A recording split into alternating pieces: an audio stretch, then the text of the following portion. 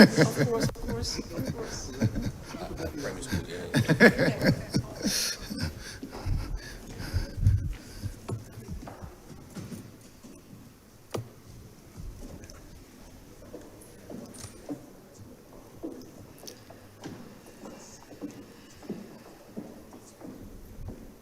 Let us pray.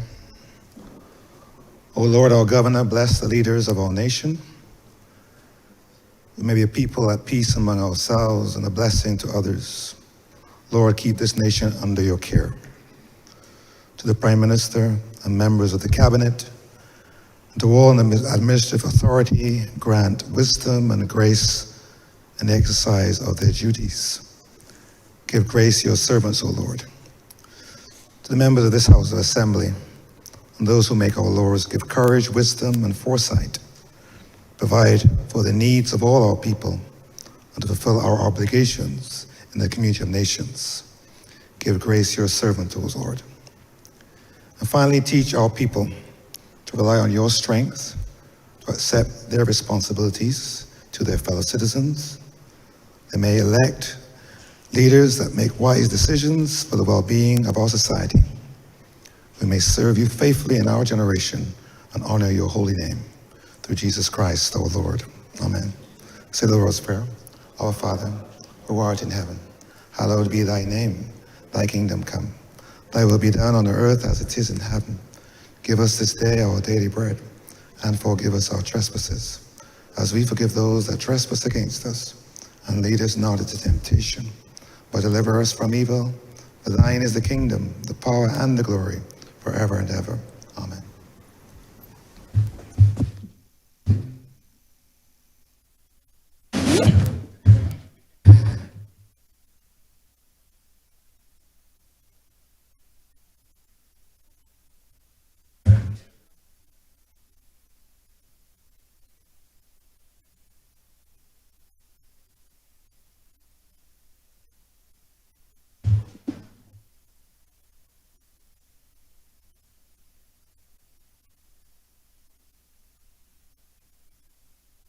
This House is in session. Minutes for the meeting held on Monday, March 31st, 2025, Tuesday, April 22nd, 2025, and Thursday, April 24th, 2025, to be confirmed. Honourable Leader of Government Business. Thank you, Mr. Speaker. I beg to move that the aforesaid minutes be confirmed. Questions that the aforementioned minutes be confirmed. All those honourable members in favour, please say aye. Those against, please say no. We think the ayes have it. The aforementioned minutes are hereby confirmed. Minutes for the meeting held on Tuesday, July 1st, 2025, to be deferred. Honourable Leader of Government Business. Mr. Speaker, I beg to move that the aforesaid minutes be deferred. Questions that the aforementioned minutes be deferred. All those honourable members in favour, please say aye. Those against, please say no. The aforementioned minutes are hereby deferred.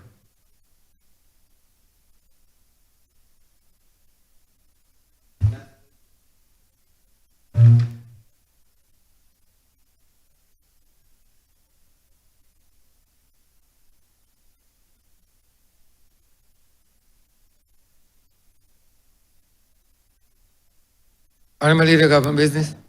Mr. Speaker, I beg to move the first reading of the Firearms Amendment Bill 2025, as well as the Tourism Levy Amendment Bill 2025.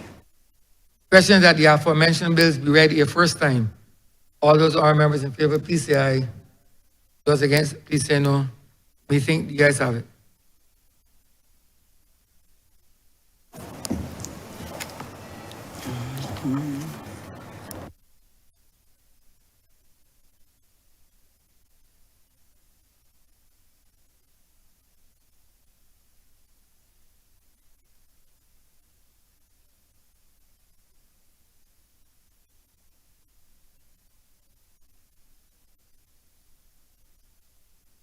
Honourable Leader of Government Business. Thank you, Mr. Speaker. I beg to move the suspension of standing orders 6, 16, 18, 20, 42, subsection 5, 43, and 44 for the remainder of the day's sitting. Question that the aforementioned standing orders be suspended for the remainder of the day's sitting. All those honourable members in favour, please say aye. Those against, please say no. We think the ayes have it. The aforementioned standing orders are hereby suspended for the remainder of the day's sitting. Government business, sir. Government business is the order of the day. Sir, before government business, withdrawal of bills. Honourable Leader, government business. Thank you, Mr. Speaker. There are two orders on the order paper, Order 1 and Order 2.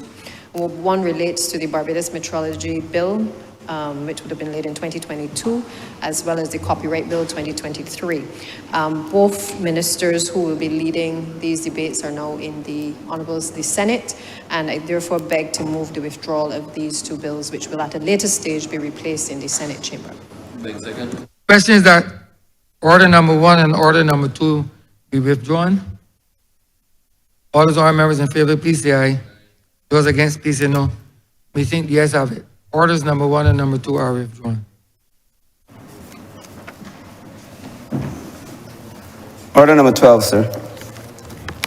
In the name of the Honourable Minister of Housing, Lands and Maintenance, to move the passing of a resolution to approve in accordance with Section 5 of the Land Acquisition Act, Chapter 228, the compulsory acquisition by the state of the parcels of land situate at Windsor and Lower Grays Junction in the parishes of St. George and Christchurch in this island, and more particularly described in the schedules for the public purpose of the construction of a roundabout.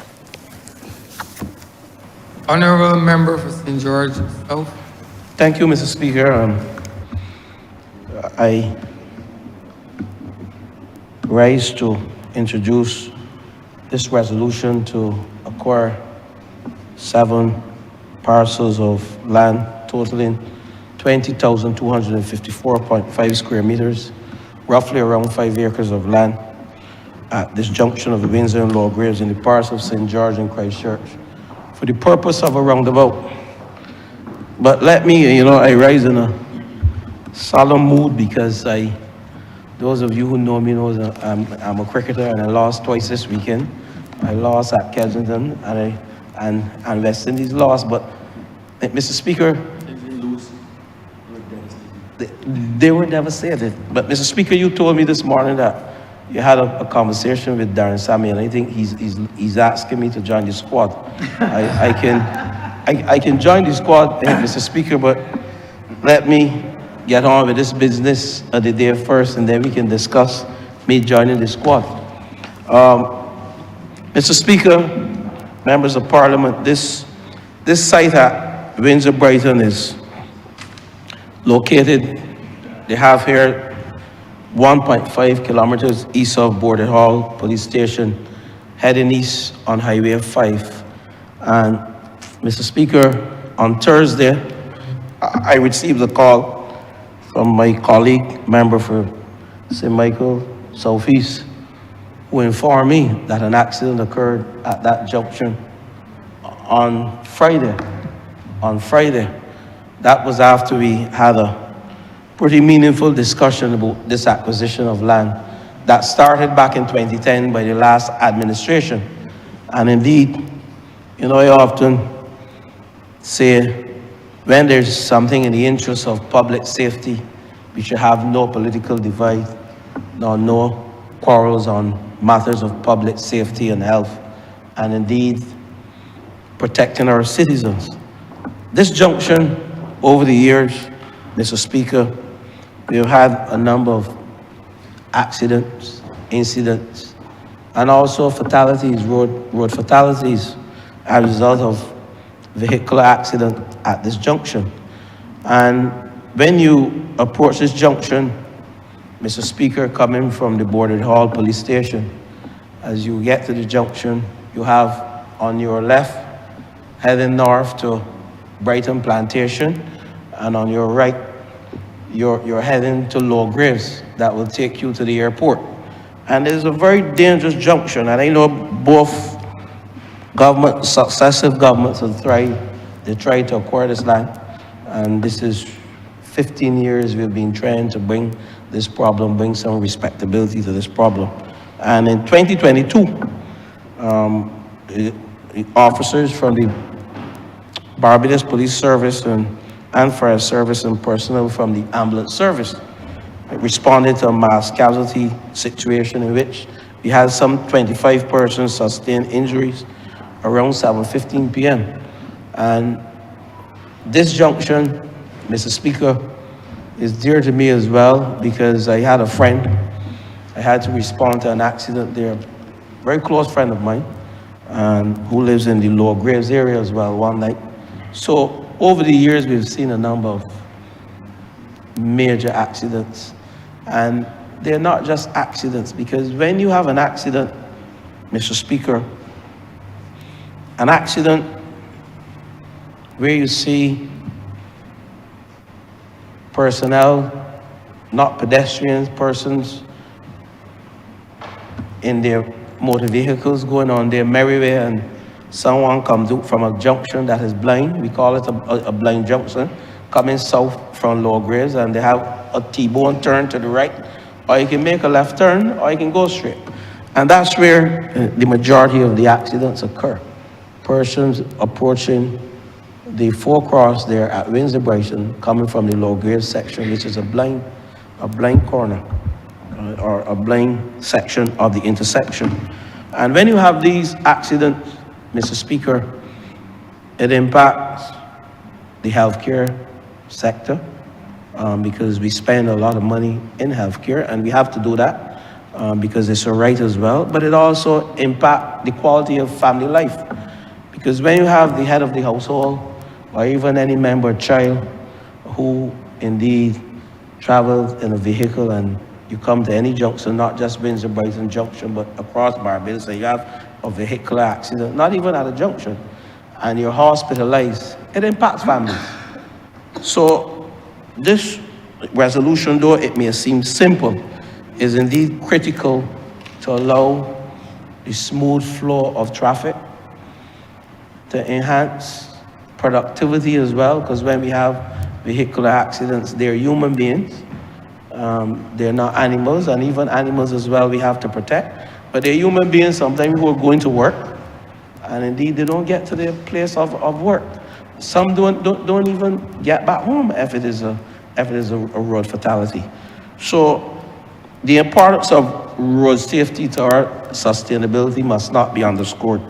And the safety of our roads, Mr. Speaker, is of paramount importance to this government, given its impact on public health. I mentioned economic productivity and the overall well-being of residents and entire communities, because when we have accidents and we have persons from communities, from churches, persons, your neighbor is also impacted. So this impacts the entire society, accidents. And there have been an increasing number of vehicles on our road. I'm speaking to my senior minister, member for Christchurch West. He estimates that we have 140,000 cars on our roads. Vehicles, on our roads. And this has raised concerns regarding an increase on collision rates, because the more vehicles you have on our roads, the more collision, the risk, because the risk is the likelihood of something occurring by the severity. So the risk increases as you have the increasing number of vehicles on our road. And the majority, though, of these accidents that we are speaking of tend to occur at busy intersections, such as the one that I mentioned in the Windsor Junction and Lower Graves, and also the Turnpike Junction. And I can speak to some other areas in St. George. I'm not being parochial here, but when you journey north from the Turnpike and you're heading to St. Joseph, there's the Groves Junction. That junction leads to St. Joseph and also St. John through the district called Sweet Vale. And we had a number of accidents there.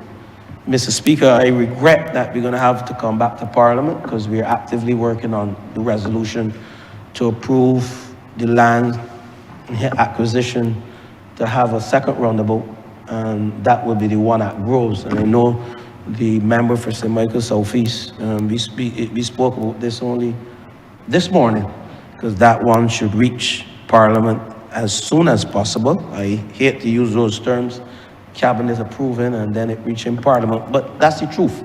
We have severe challenges with accidents in those areas that I mentioned, the Turnpike, junction that is traveling east from Buckley Factory. The Windsor Brighton roundabout that I'm speaking about this morning, the resolution pertains to that, and also the Groves roundabout. All three happen to be in St. George. But I'm not being parochial, but I call it as I see it. We have other areas across the country that I know traffic management plans by the Ministry of Transport and Works are in train to address some of the vehicular challenges that we get as a result of the number of cars on the road, over 140. So, Mr. Speaker, we're also seeing an increase in expansion in housing developments as well across this country, and increasing vehicular congestion, and the need for safer and more efficient road network as necessitated innovative traffic management solutions. And Mr. Speaker, there is a section of this country that I frequent, traveling north, and I know that the former minister member for Christchurch West, it was his view to signalize that intersection. And signalize means placing lights at that intersection. And indeed, I am not the traffic engineer for MTW, Ministry of Transport and Works, but they do their studies to determine what is the most appropriate strategy, whether roundabout, whether signalizing, but indeed to allow smoother traffic and to reduce the number of accidents in this country.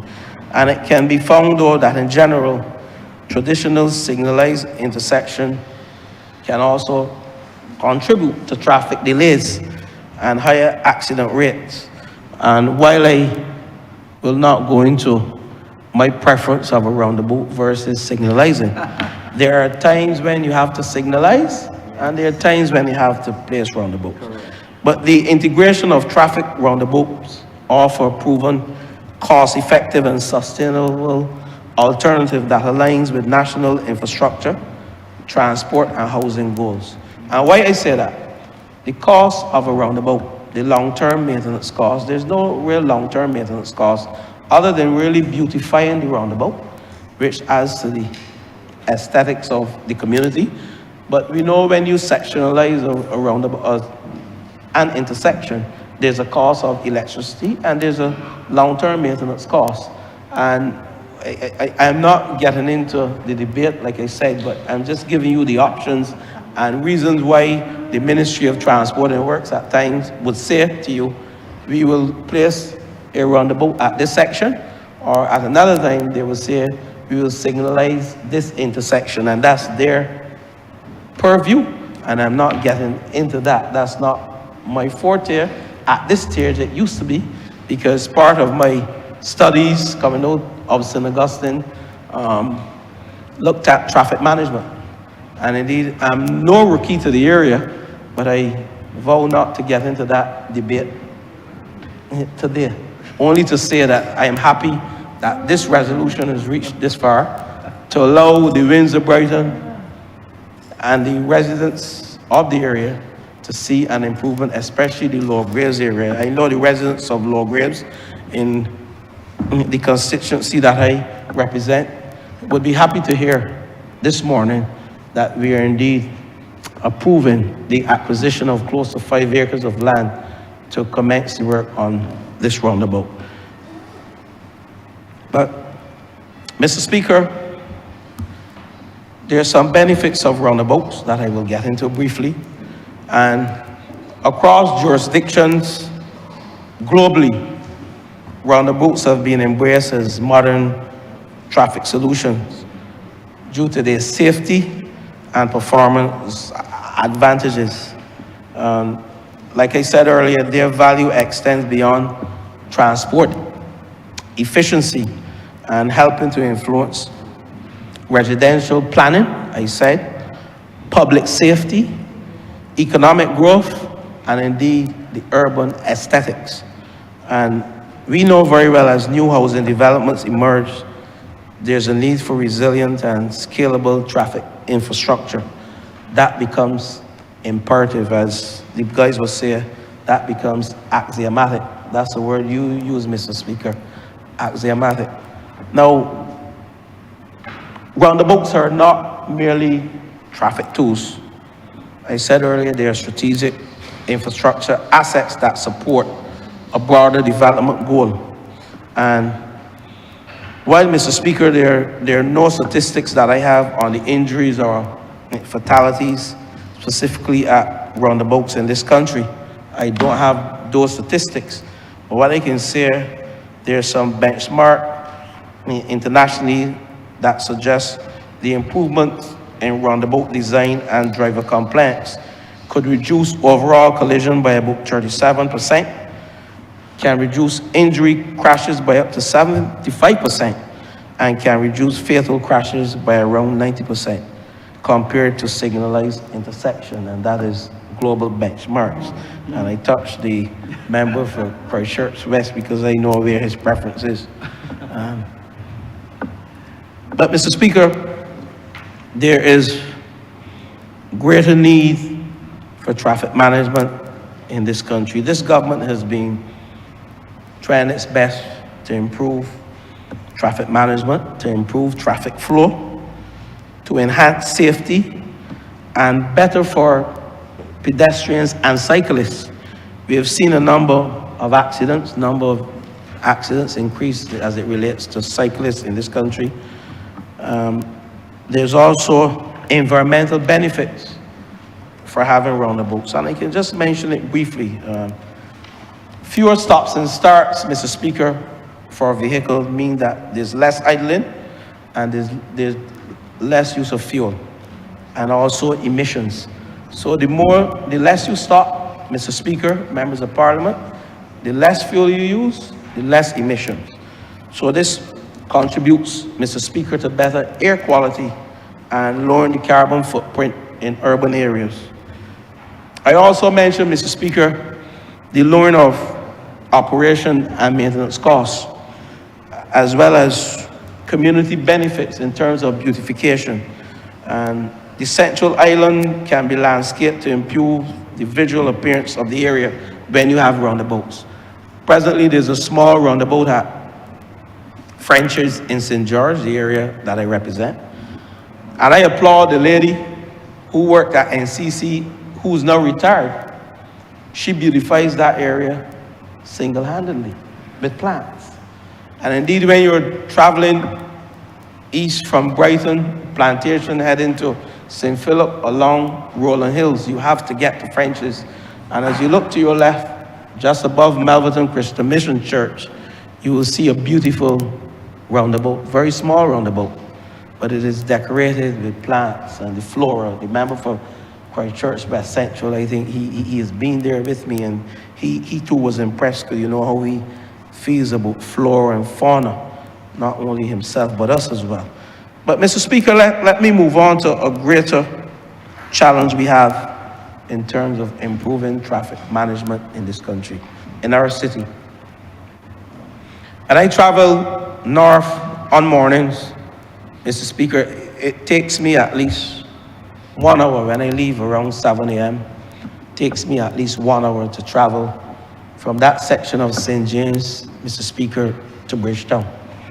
And it speaks to a greater need for traffic management, park and ride, for us to keep. Persons should be able to park their cars and indeed reduce the congestion on the road, emissions, better traffic management. This enables better traffic management. So the whole ferry system that we spoke about many years, Mr. Speaker, I know that the member for St. Michael's South East is actively looking at ways to reduce the congestion of traffic on our roads. And it is one of the areas that was mentioned by Trieste. And those of you who know, when I go back to Trieste, that's years ago, and I read Trieste reports, and those reports speak to, and they're still active reports, speak to the use of ferry system to allow better traffic management, to reduce the carbon footprint and the air quality on our roads. So, Madam Deputy Speaker, Mr. Speaker, I just heard the voice of the former Deputy Speaker, and I call her a member for St. Thomas. But, Mr. Speaker, when we speak about reducing the congestion on our roads, we have to indeed look at modern systems of parking and riding. As we travel north, and I'm saying north, not only from the north, but from the east. If you travel from St. Philip on mornings around 7 or 8 o'clock, you see the lines of traffic, and we say they are creeping.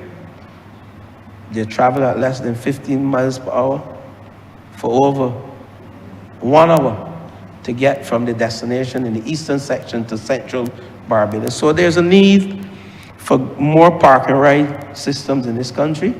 And I know that this government, while I mentioned that, I must also say that this government has plans indeed, and you will see some of these plans being rolled out now within the next couple of weeks. We have Carrie Festa here, and I know we met the member for Christchurch West, the member for St. Michael's Southeast as well, who has the portfolio to address these challenges. We met and we looked at ways in which we can reduce or get persons to their destinations faster, and park and ride systems are indeed the most easy option, or the more easy option, to allow persons to indeed enjoy Carrie Festa as they ought to.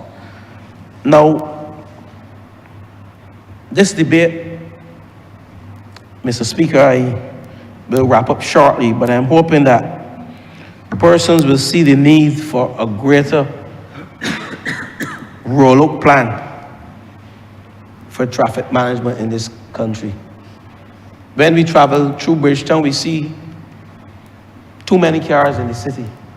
And if you travel internationally, you take a plane and you go in some modern cities, you see persons utilizing bicycles, you see persons utilizing more park and ride systems. And I think for us, in an effort to reduce the carbon footprint, and in our goal, our 2030 goal, to become carbon neutral, we indeed have to address the traffic management challenges with the increasing number of cars. As we build houses, you see more cars coming into our society. One thing we had some 80,000 cars, and we have nearly doubled within the past 10 years. And indeed that will increase, because as you build houses, Mr. Speaker, families see the need to move from their place of abode to take their children to school, from their place of abode to get to work. And we have to come up quickly, Mr. Speaker, with a plan to address the traffic congestion on our roads, not only by signalizing intersection or by roundabouts, but a greater traffic management plan that I know the member for St. Michael's Southeast will speak to. But I will end off by thanking the member for St. Michael's Southeast, who worked with us to get this 15-year project, bring it to some respectability.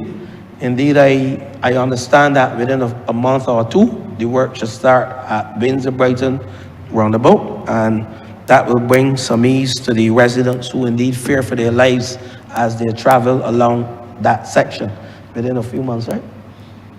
Yeah. Yes. Let me correct myself. The process of tendering, thank you, member for St. Michael's Southeast. We are now going through the process of tendering, and indeed that takes sometimes as long as 2 months. So we're hoping that after the tendering process, we can see some work commencing at that Windsor-Brighton roundabout. And of course, Groves as well, because we had expected to debate both of these, both Groves roundabout and the Windsor-Brighton roundabout, but unfortunately we only have the Windsor roundabout here. But I'd say to the residents of Sweet Vale and those persons heading to St. Joseph and those persons in the area of Groves, that soon to be will be a roundabout at that junction. So fret not thyself. This government is working to indeed improve traffic management in this country. I know there is a proposed car park, high-rise car park for the south of the island.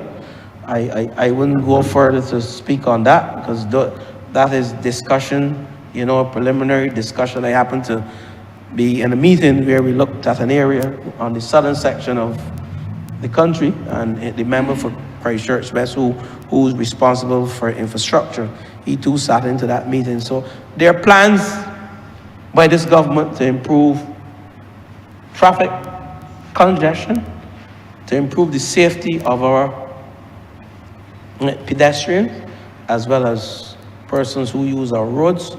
And indeed, we are hoping that this year we can see some improvement in terms of more signalization, more roundabouts being employed. And I look forward to the day, Mr. Speaker, as I wrap up, to see a ferry system coming from the north of the island to address traffic congestion in the Spikestown area and in the whole town area.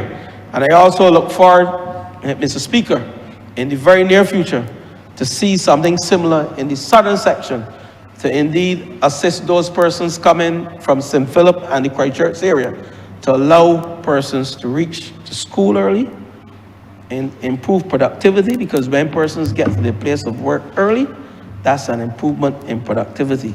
And indeed, I sympathize with some persons who have to take the public transport, because we have to compete. The public transport has to compete with the vehicular traffic, the cars traveling on the roads of this country.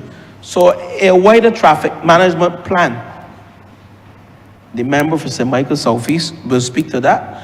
But Mr. Speaker, as I end off, I support the introduction of the acquisition of land into this parliament. 20,000 is 20,000 to be specific, 20,254.5 square meters, which is approximately 5 acres. The Attorney General that has certified the resolution as being in order for consideration by this Honourable House is therefore hereby proposed that this resolution do now pass. I thank you, Speaker.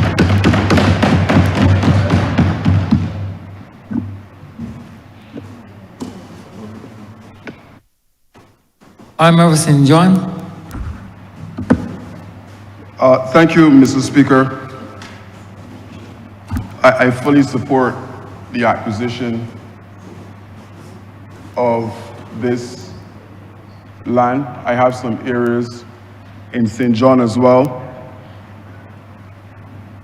But, Mr. Speaker, I rise today fairly angry, first as a father, second as a Minister of Youth, and also as the MP for St. John. Yeah, very angry, because I came here today to represent a young man. And I can't believe that the leader of the opposition is seriously thinking about running in St. John. I can't. Mr. Speaker, there are 4,264 eligible males in the constituency of St. John. And I'm going to ask my PA to pull this and put it on my social, because this story must be told. And I'm speaking directly to the leader of the opposition. Dear Mr. Thorne, I'm currently facing significant challenges in maintaining communication with my daughter. Honourable member. Yes. Sorry. I didn't mean to call the honourable leader of the opposition's name. I forget that you're not supposed to call names, so I will not. Honourable member, please, Yes. please, I think you Sorry? you need to let the chair speak.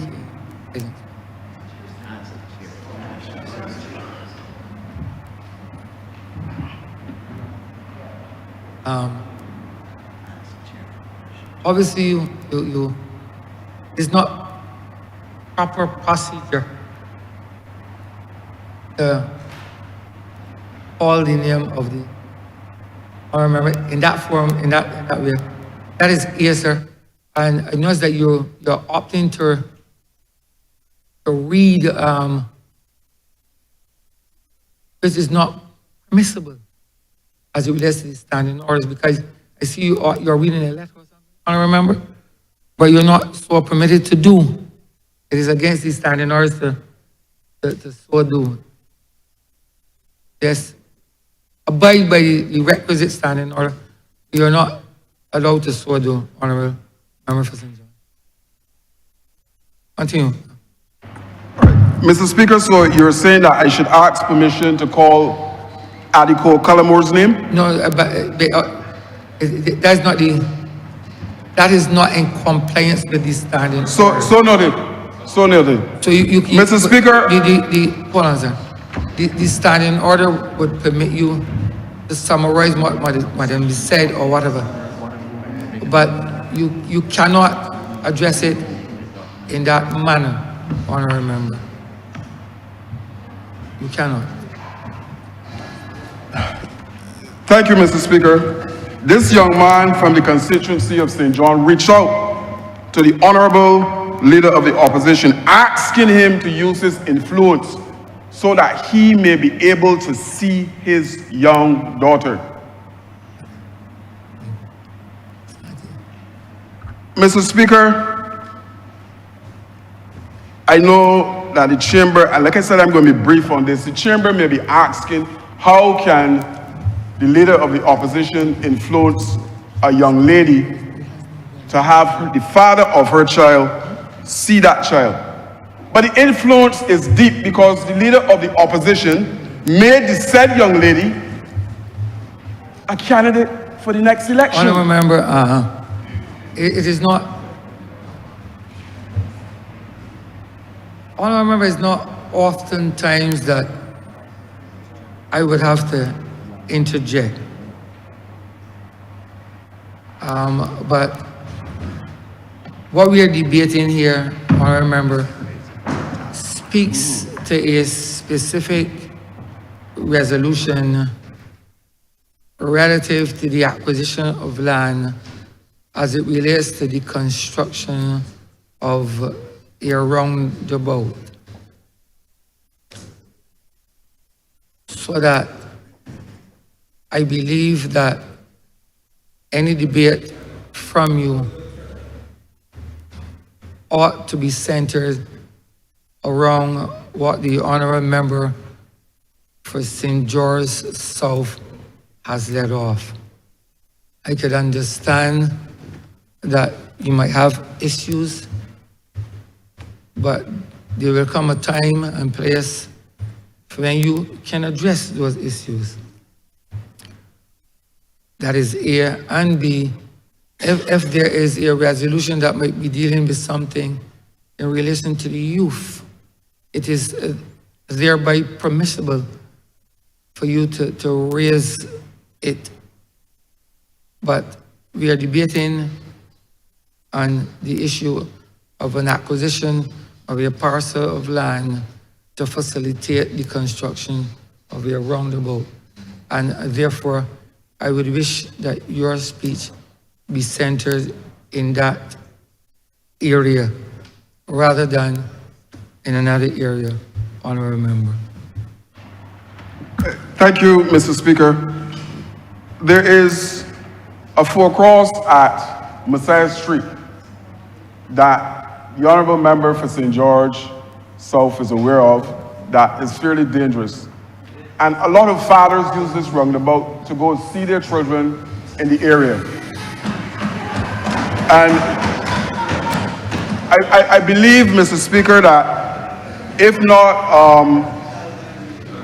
not traffic lights, maybe a roundabout should be placed at Messiah Street, because coming from law school, more importantly, coming from Sergeant Street, where fathers live, I'm saying that this is an area that is necessary for us to have a roundabout in this location, because mothers live on the other side as well.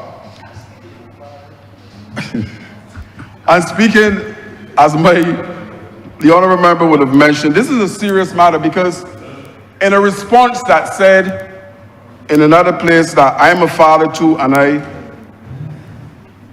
love children, I'm saying that this should be made safe for families, nuclear families, father, son, daughter to traverse. And this is one of the problem areas in St. John.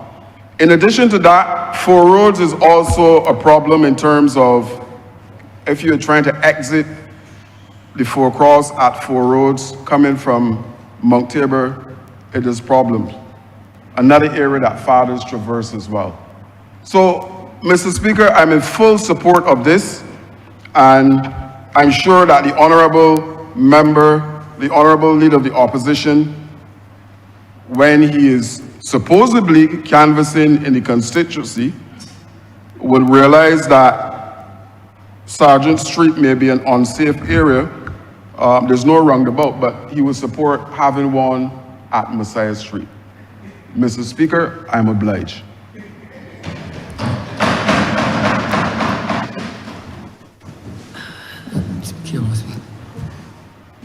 Honourable Member St. Philip West.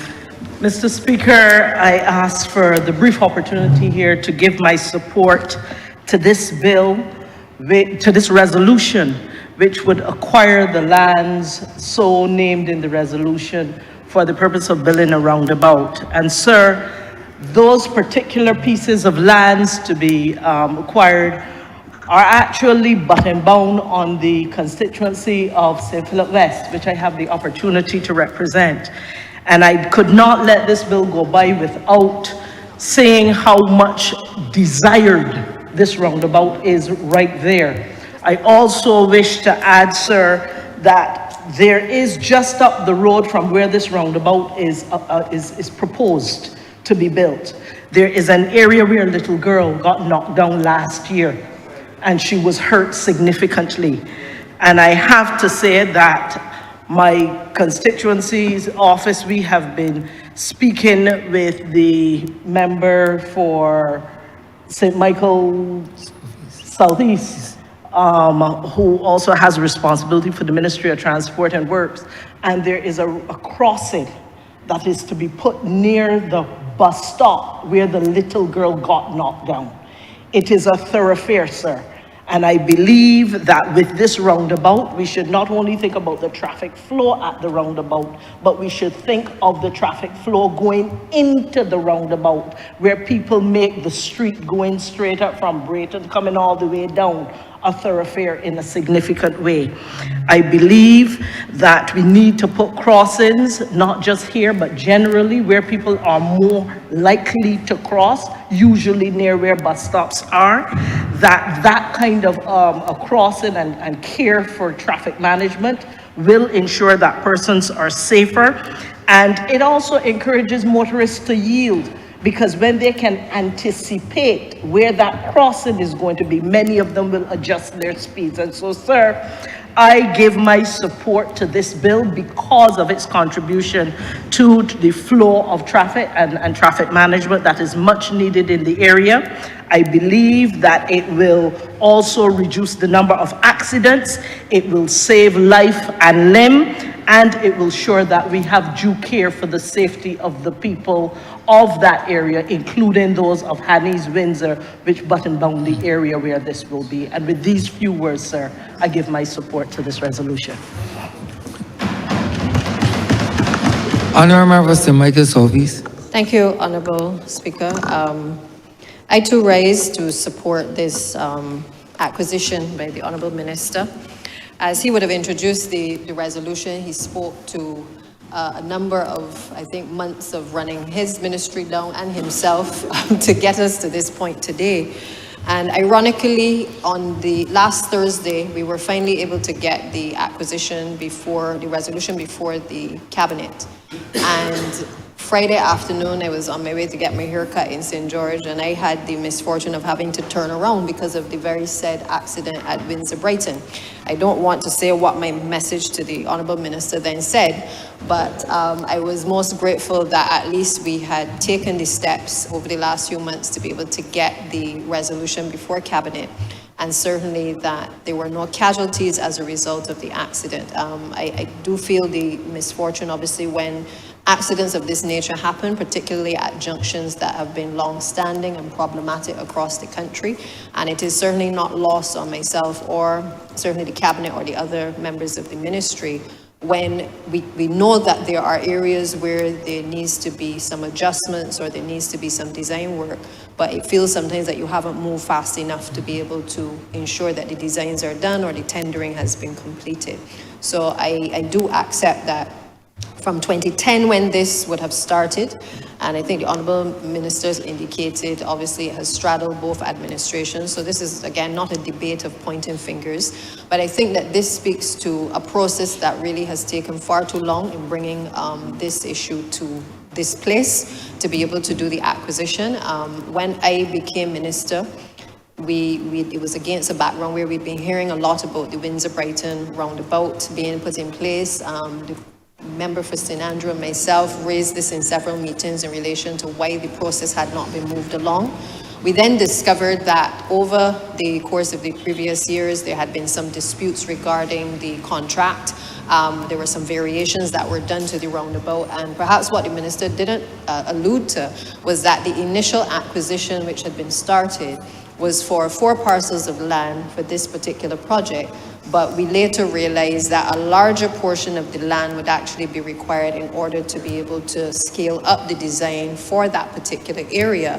And in truth and in fact, a number of the lands that we have acquired, really nothing else can happen in those spaces. So our acquisition was to take into account the design, but also the fact that the entities that we are acquiring the lands from, that it would be better to take in the entire space, which would allow us to be able to do a proper design for that space. I think there's a recognition that because of the flow of traffic coming from the rural areas, that there have been concerns in terms of people being able to see properly at the various junctions. Oftentimes people don't know who should go first. They approach cautiously, but then they find themselves perhaps caught in blind spots because of vehicles approaching from either side. And of course, sometimes people panic in the process of being able to determine how to traverse the particular junction. So I'm glad that after the last year, certainly we've been able to resolve the issues. Unfortunately, the person who actually did the design work on the project has since died. And that, obviously, prior to his death, we were caught in a whole legal battle regarding the compensation for the services that were rendered. So it is unfortunate that it has taken this long, but I'm pleased today to know that we have seen the process through. And we've seen the process through because the issue of road safety is of concern, certainly to myself, it's of concern to the ministry, it's of concern to the wider government as well. There are a number of acquisitions. The Honourable Minister spoke of the issue of groves as well, which we had hoped to get here today. But we anticipate that groves will shortly be able to be brought by way of resolution as well for the acquisition of the lands. That will also involve the Sweetvale Road design as well, because we're not just going to be doing the groves area in terms of the roundabout, but it has also led us to improve the conditions of the road in and around the groves area. And that groves project, we estimate at this point, in addition to the roundabout and the improvements to the road, is probably going to be around about $5 million in terms of the project. I state that, Mr. Speaker, because I think it is important for people to understand the process, but also understand that while the call is often made for the improvements, there are a few steps that have to be taken for us to get to this point, whether it is design, going out to tender, and of course, bill of quantities, being able to make sure that we know what these things are actually going to cost. The good news is that we have the designs for both the Windsor-Brighton roundabout. We also have the designs completed for the Groves roundabout as well. And once we have received the acquisition, actually we can go ahead in terms of actually doing the tender, but we've got the designs before the Chief Procurement Officer into the bonfire system with a view to being able to have a date schedule for us to be able to have that uploaded for contractors to be able to tender, to be able to construct both roundabouts and also the design for the actual road. So I stand here today certainly very pleased that we have started this process. We've been dusting off a number of long-standing matters in the Ministry of Transport and Works. that have been raised by the public, it's been raised by the MPs, it's been raised at the Paris Speaks, it's been raised in social media, and we are paying attention to those concerns that have been raised. We may not be able to get to every single issue in the time frame that people would like, but I give the assurance that we have been working through a lot of these long-standing matters, certainly that I came to the ministry and I found, and trying to dust them off the shelves and make sure that we are able to do the necessary procurement, the necessary tendering in order to speed up the process. I can also say that on previous occasions I have made the request in this place and elsewhere for the engagement of a procurement officer to assist the ministry in speeding up the processes of tendering. And we have received that individual, and that is why we're able, over the last few months, to be able to accelerate the amount of tendering that is done by MTW, because we were deficient in moving things from design to actual tender stage. And of course, our methodology now is more to have supervision being done both internally and externally of a number of these projects to be able to see them through. Parliamentary Secretary and Honourable Member for St. Andrew will speak, I believe, to a wider project, which is one that is very near and dear to my heart, which is to see the transformation of the roundabouts across the country. I believe we have almost 150 roundabouts under our belt.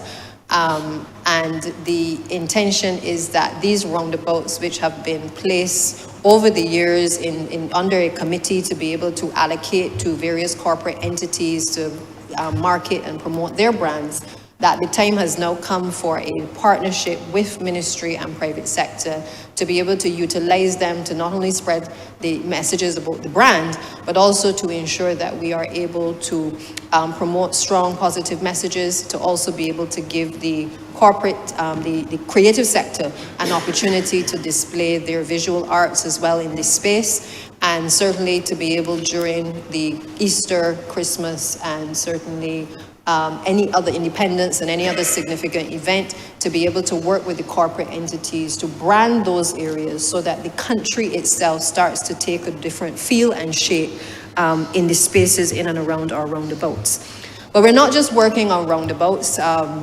We are mindful that the area going up by St. David's is a major concern as well, and I know that that is the junction by St. David's is another major priority.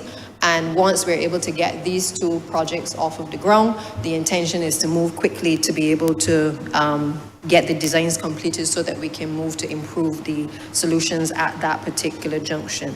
I hear the Honourable Member for St. John in the midst of his presentation, the cries for Messiah Street and improvements there, as well as 4 roads. And I'm sure if we ask every single member of parliament this morning to list and identify a roundabout where it's needed or a road improvement that is needed, we can create a nice long list to flood the newspapers tomorrow.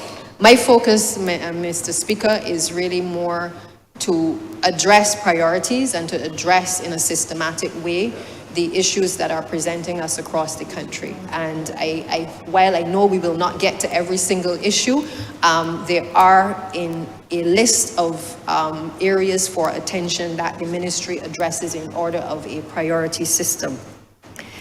Now, safety on the roads generally, I think, is something that I can't allow this debate to pass without speaking to. A lot of emphasis will be placed, no doubt, on the issue of what the ministry is doing, what the government is doing. But before I get to that, I think it is important to also mention some trends in terms of what we are seeing based on the data that is coming to us as well.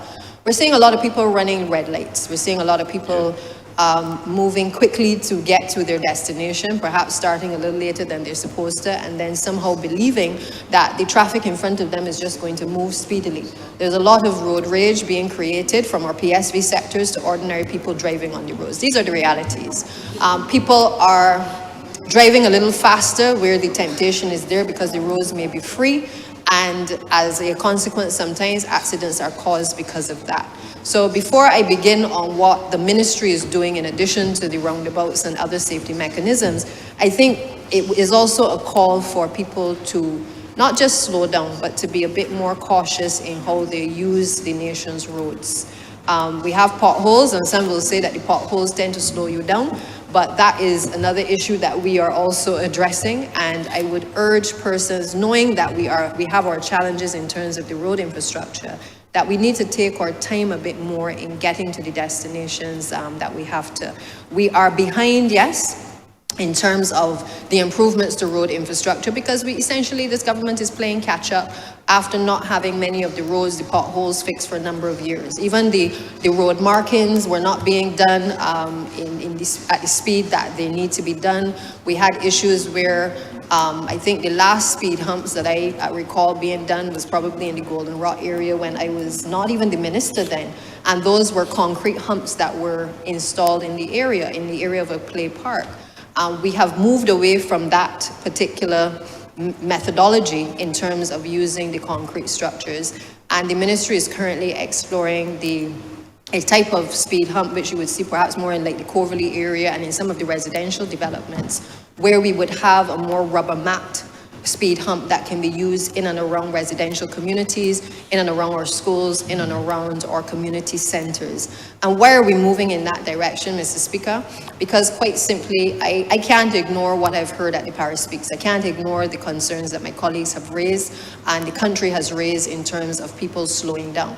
Every time that we build a new road, there is an automatic request across the country for speed humps to be installed.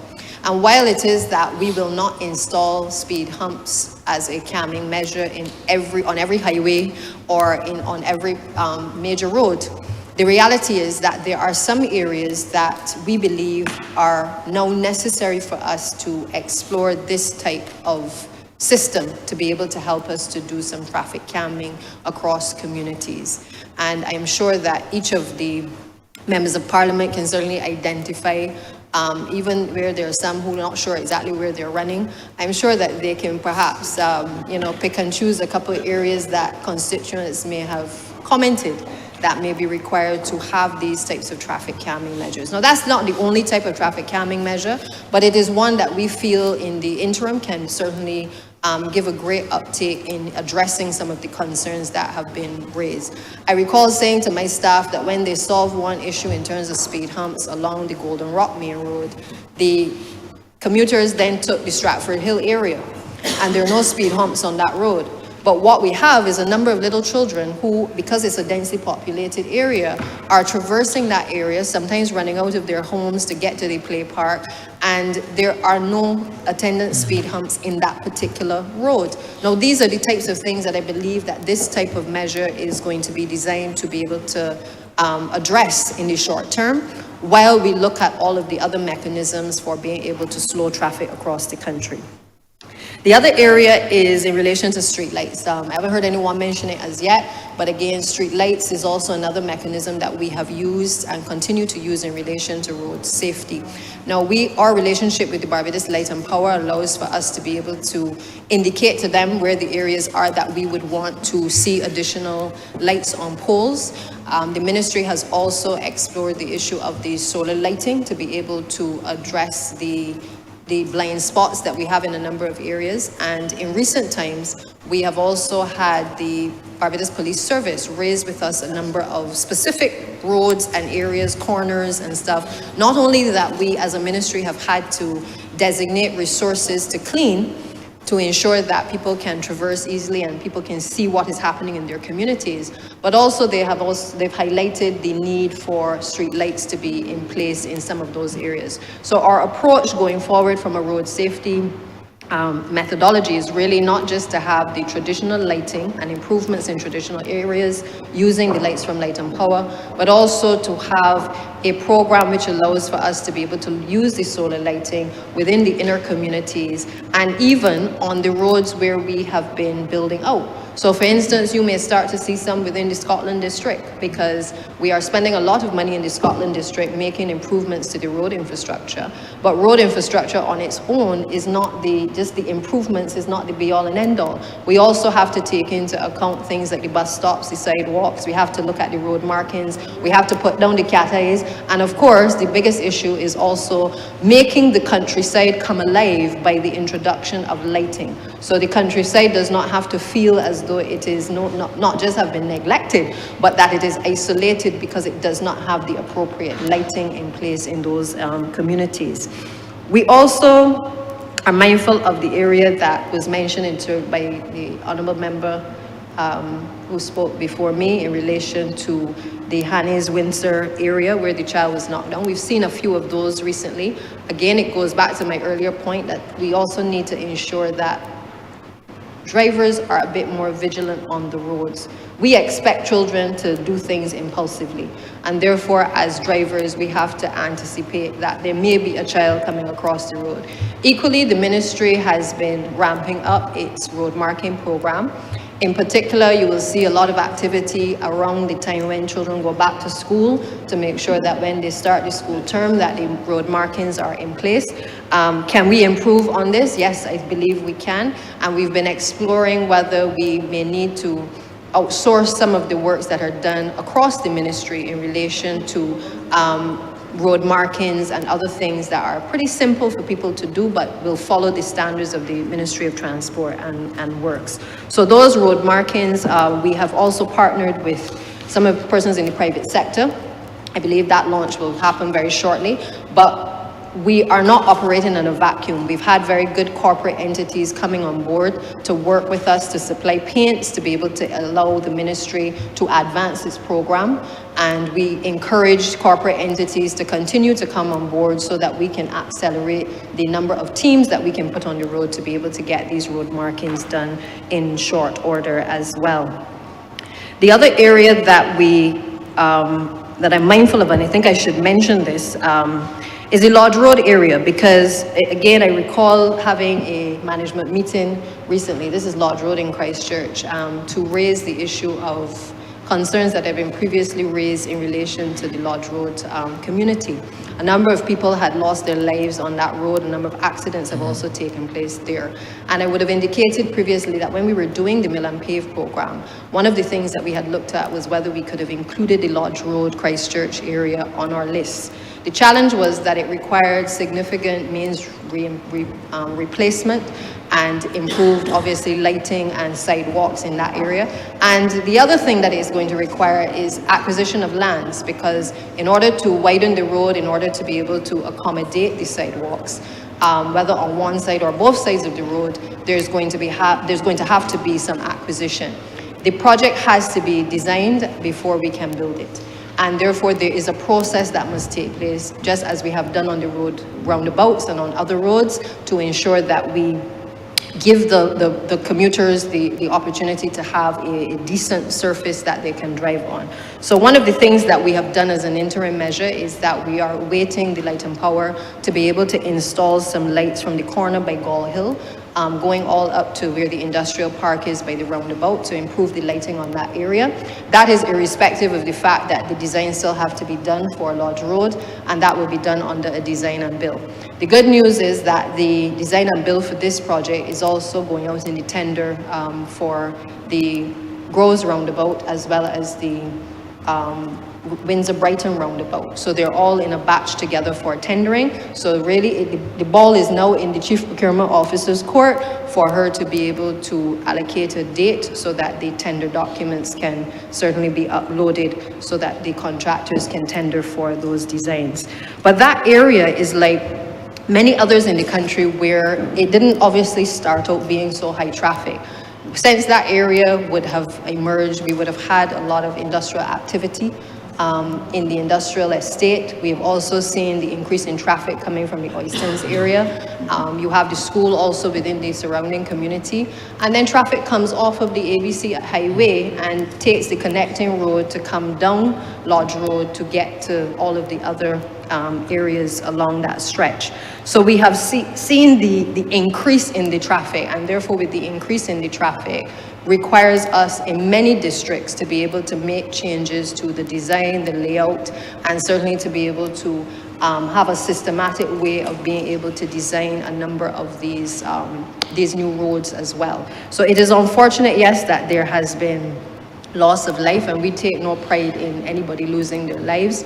But we are working in the ministry to knock off a number of these long-standing issues that have caused accidents and that has caused a loss of life. Now, what does that mean for the rest of Barbados? It means that while we prioritize these, it means that there are some roads and some residential roads that will not get the attention, because if we have to prioritize, I'm telling you straight, Mr. Speaker, we're going to prioritize those areas where they have been of significant concern to the general public.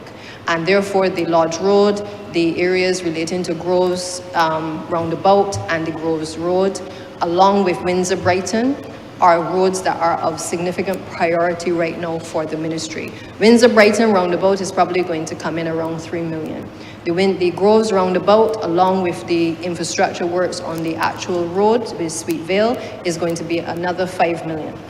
And therefore, you can start to appreciate that with these sums, it means that some of the roads that people expect to be done quickly, we cannot always get to them.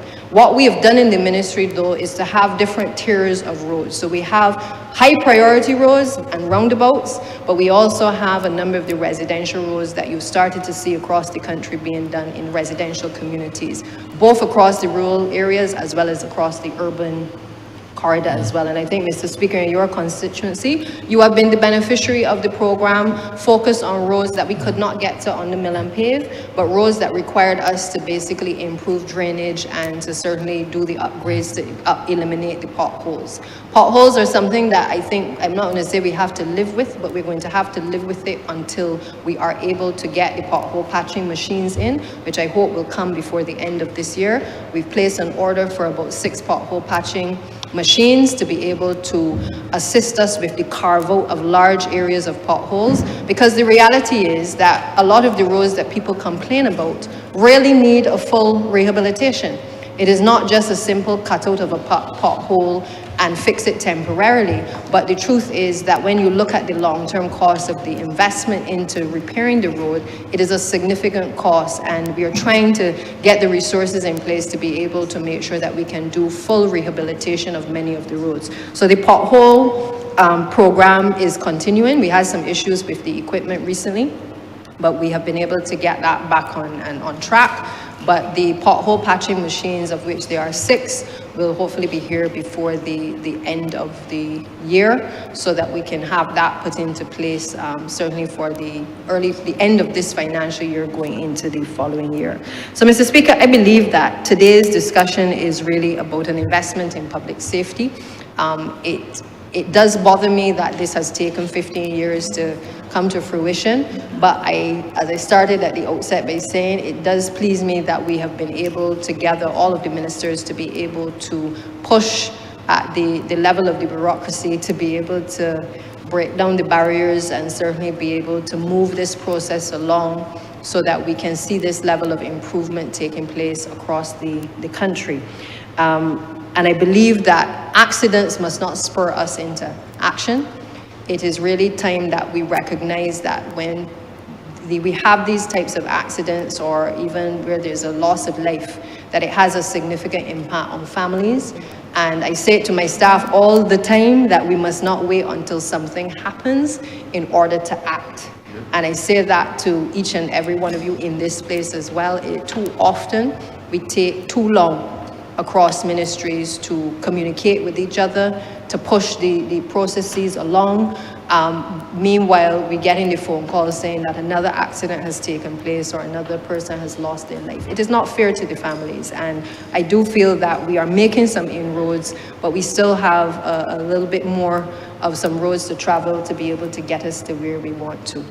The final point, Mr. Speaker, though, is that on the issue of the wider traffic management, yes, we've been exploring the issue of the park and ride. Park and ride has been a discussion that has been going on for a long, long time. And we have identified areas where we would want to do the park and ride. Perhaps the cricket exercise at Kensington Oval would have sparked the relationships between the various entities to flesh out how we can better improve the park and ride situation. But there's a reality. However many cars we spoke that we have on the roads, Bajans are not putting down their cars unless they know that there is reliable transport system to get them to and fro. So let's talk it straight. You drive on any road across Barbados and you will see majority females. Drive on the highway, Mr. Speaker, and you go up the road. One person is driving the vehicle, and in many cases it is a female behind the wheel. Therefore, it says to me that women in particular will not put down vehicles unless they are comfortable that a bus will come on time, a ZR will come on time, a ZM will come on time. And those are the improvements that we're trying to make to the public transport system. Obviously, you're dealing with a system that has, I would have to say, has been allowed to get away with murder for a long time. But we are trying our best with the introduction of mass transit over the next few months to be able to arrest some of the issues that have been plaguing the system for a long time.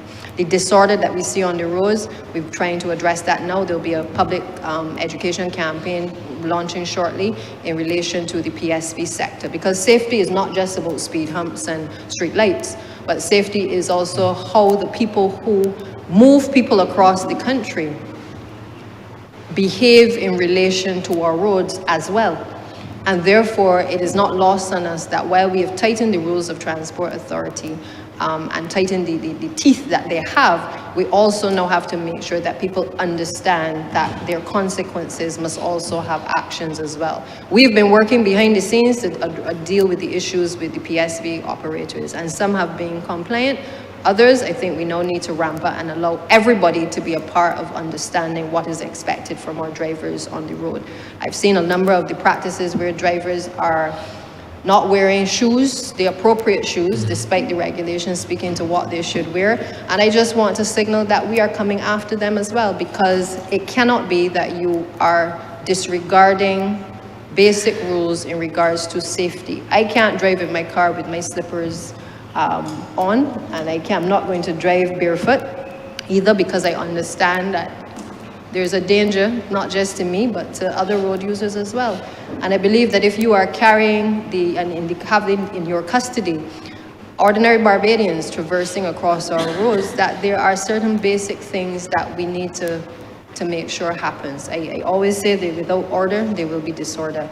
And therefore, we will work with the PSV sector. The associations have been very cooperative, and we will continue to work with them to make sure that we're able to arrest some of these practices that have arisen in our society, that perhaps are just a microcosm of what is happening in other parts of society, but we will do our part from the Ministry of Transport and Works as well as Transport Authority to arrest those issues. But to the wider point as to whether people will put their vehicles down, what the government has been doing is ensuring that we have the additional buses. So we have increased the fleet to 89. We still have some challenges. And why do we have challenges? We have challenges, Mr. Speaker, because we don't have the full complement of the buses that we really need in terms of our electric bus fleet. We have another 35 buses on order, and they are due. They're in production right now. They are due to arrive in the island in December. When those buses arrive, it will allow us to now top up the existing complement and hopefully then be able to address a number of the shortfalls that we're seeing across the entire country. But we are working to get to the point where we can reduce the concerns and the bugbears that Barbadians have been experiencing, especially in our rural districts where I know that people have felt forgotten for a long time. Lastly, I would just mention that on the issue of safety, I've spoken before about this issue of bridges, for instance, where the 1984 Didier study spoke to a number of the bridges across the country which were in dire need of repair and certainly maintenance. Apart from the Scotland District project, which, as you know, is a $230 million project which is underway, we've got about 16 projects in progress, about 16 million of that having been spent to date, and works are continuing across the rural parishes of the country. We also have bridges within that project that are being redesigned and rehabilitated. But we have also taken it upon us in the ministry to be able to identify a number of bridges across the country that are also in disrepair. Because imagine you had a study done in 1984 and then no maintenance program being put in place since 1984 to now in any significant way to be able to clean and clear around the bridges, to make sure that when people are hiking, that the areas that they're hiking in and around are safe. Some of these bridges are connecting bridges that bring communities together. And we recognize that there have been challenges in terms of being able to maintain and repair these bridges. So what have we done as a ministry? We haven't simply posted on social media as others have done to create fear and alarm in the minds of ordinary Barbadians. We have determined that in order to correct the problem, that we had to engage the expertise to be able to make sure that we can assess the bridges again, bring it up to date, make sure that we know where these bridges are in terms of geotagging, put the maintenance program in place for the bridges as an interim measure to make sure that we know where they are, we can clean in and around them. And the member for St. Andrew is also working with the team at the University of the West Indies to be able to do a kind of sideline project, which allows us, because we recognize that this is also part of our heritage, to allow for the identification and information about these bridges across the country.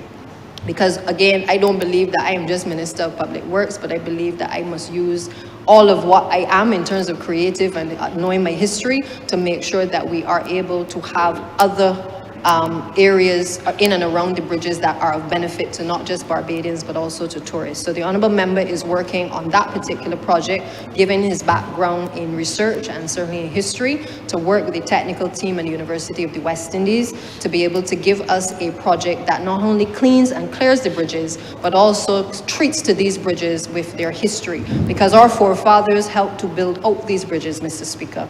And I believe that there must be a recognition, if you get the opportunity to see some of the handiwork and the work that has been done in and around them, it is something that I believe that we ought to highlight and certainly to cherish wherever we can in terms of the preservation. So that project is ongoing. We've also gone further afield to make sure that we've engaged expertise outside of Barbados to look at another 16 bridges. And those bridges, we've already gotten 3 designs back from the contractor. We are reviewing those designs now, but areas like Dodds Bridge, I think the one up by the Fun Ranch and others, we have started to look at those where, again, these are areas where the public has said in every parish speaks that we have issues in these areas, and we are taking them systematically to be able to address each and every one. So with those few words, Mr. Speaker, I reiterate that this is really an investment in public safety. I would want to thank the Honourable Minister and his team, member for St. George South, for taking my phone calls at all kinds of hours to be able to move this process along, and certainly for the work done by the former ministers to be able to move the process along. But we're really glad that we're at this point where we can not only do the acquisition of these parcels of land, but also that we can move to the tender stage on not just this, but also all of the other projects that have caused Barbadians a lot of hurt and pain as a result of accidents and certainly loss of life. With those few words, Mr. Speaker, I'm obliged. Honourable for Christchurch West. Thank you very much, Mr. Speaker, and I thank the other members for giving way to me, to give me an opportunity to join in this debate, as I have a funeral that I have to go to quite shortly. Let me first say, Mr. Speaker, that I completely support this resolution. It is absolutely important and long in coming that we were able to put the appropriate measure in place at that junction. And let me say, Mr. Speaker, this road traffic improvement, and as the acting Prime Minister said, investments in road safety is not sexy or exciting. It's not sexy or exciting to the average person. But it becomes exciting and sexy when one of your family members is involved in an accident at that location or any of those locations. It becomes important and exciting when a family member loses their life at a location. I've lost 2 family members on the roads of Barbados, Mr. Speaker. Road safety is always paramount in my mind. Deborah Clark and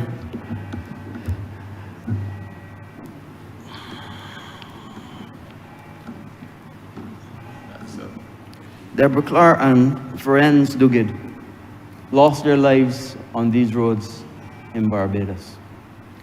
When I became Minister of Transport, I thought that I had to see what was possible to be able to improve road safety in this country.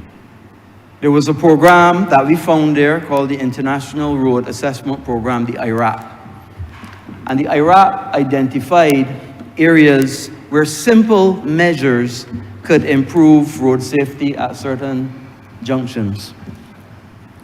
So we set about looking to improve those junctions. We improved St. Silas, and we improved, as the minister said, we improved St. Silas by putting lights there, and I'll talk about lights versus roundabouts in a little while.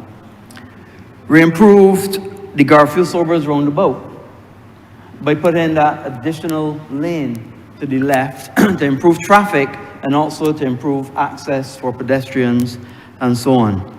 We improved Rendezvous Hill by widening it and putting a pedestrian stairwell together with a protected pedestrian stairwell, because a guy actually got trapped and his legs were crushed between the walls at Rendezvous Hill.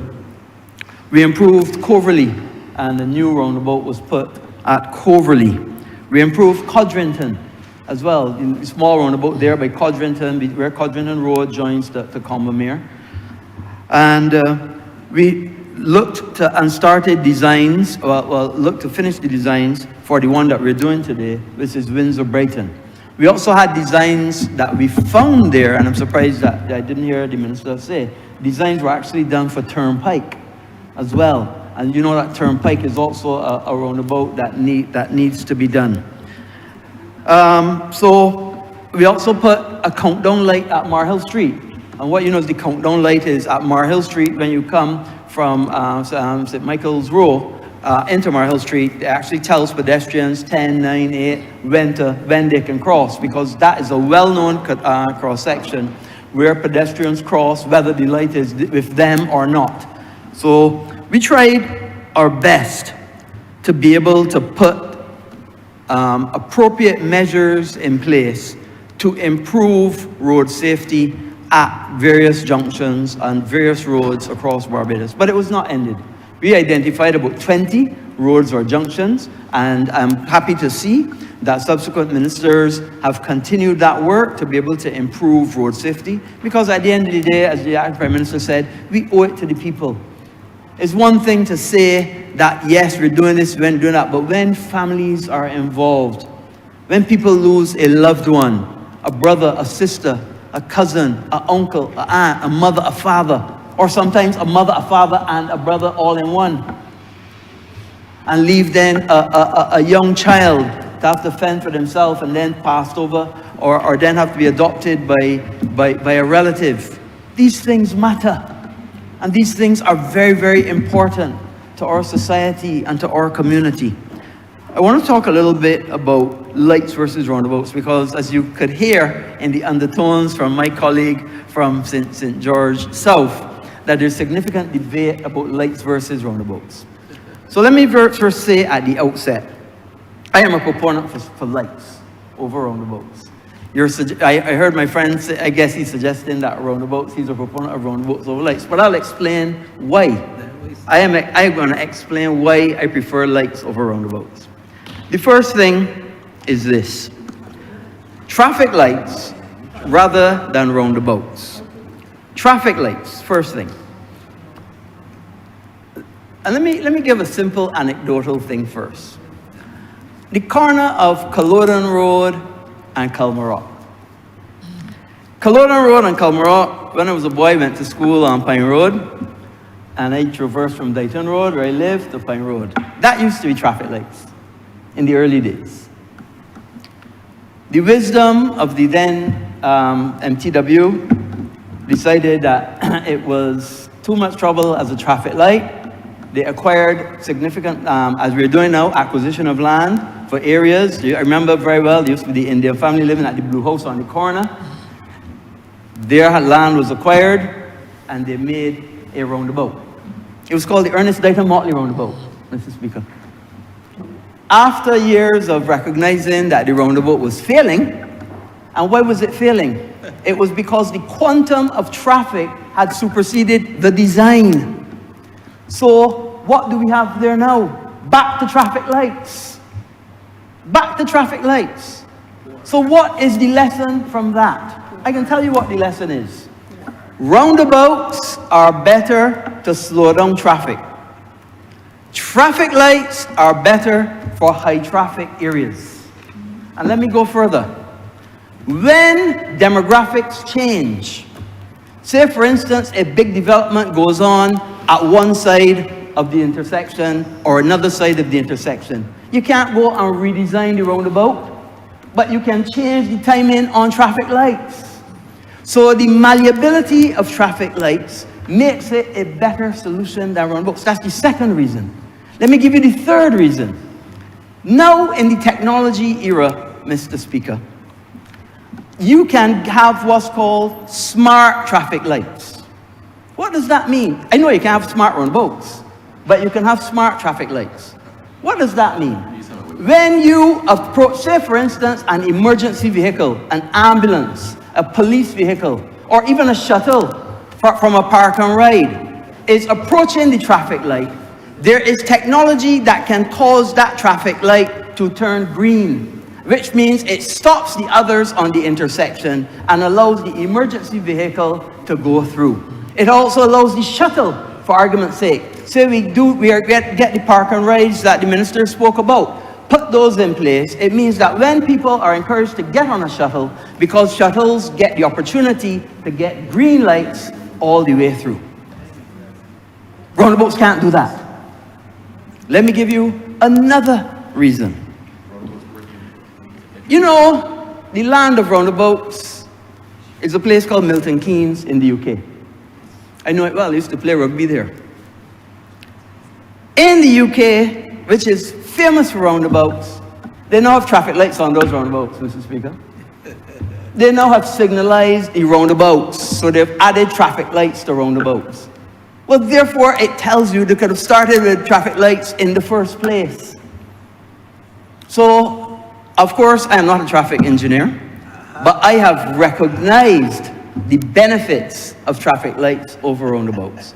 And all I would say, as the minister continues on the resolution to acquire the land, and I agree with him, they are horses for courses.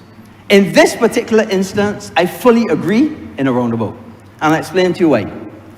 Remember, I said traffic lights are for high traffic areas, roundabouts are to slow down traffic.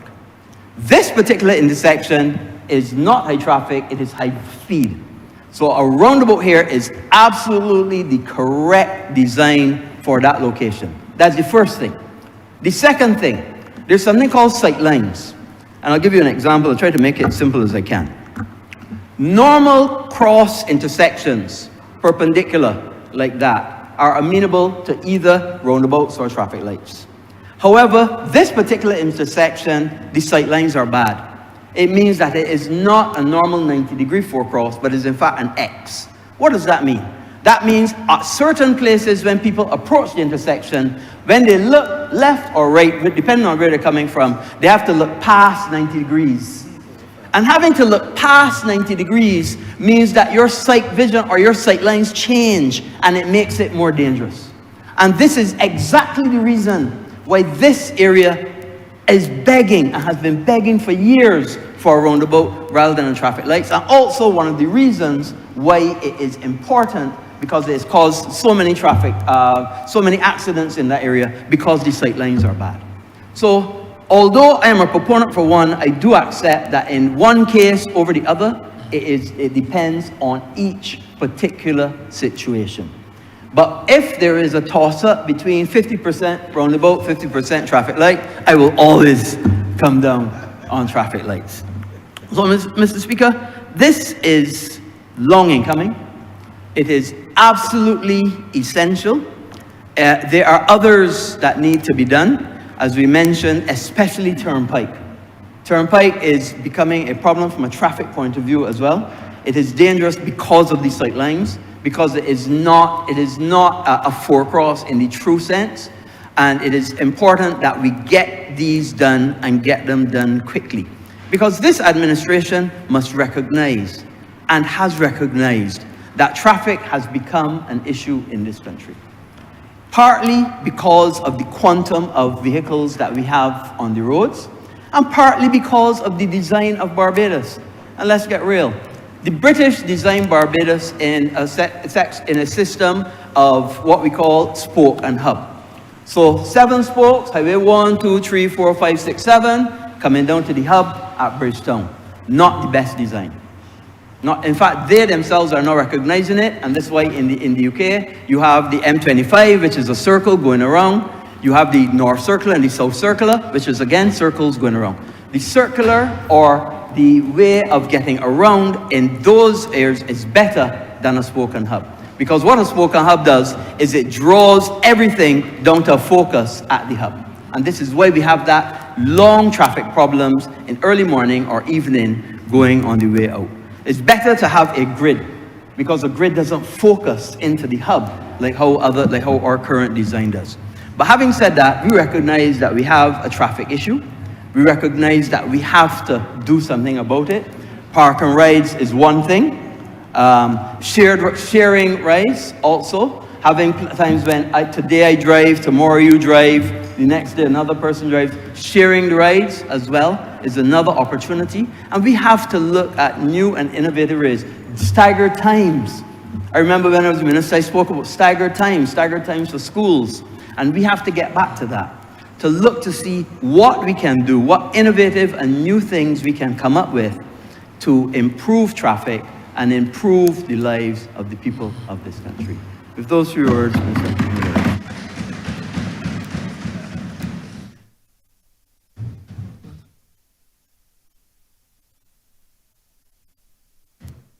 Honourable St. Thomas. Thank you, Mr. Speaker. I want to say many thanks to the honourable members who have started on this route. I know what I want to say may last for 2 hours, but I know the time is limited, and therefore I wish to indicate and support much of what has been said here this morning. I intended to come with a parliamentary question, I must tell you, at some point, but now that I am getting so much of the ideas coming through and the plans the government has at this level, I really am very happy.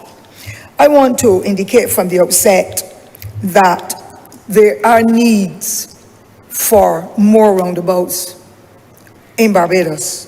But I speak specifically to St. Michael and St. Thomas. There are other areas, but that is my role here today, where when we get by Kelsey Supermarket, the lines are as long as taking you all the way back up to the junction coming through from Cambridge Road.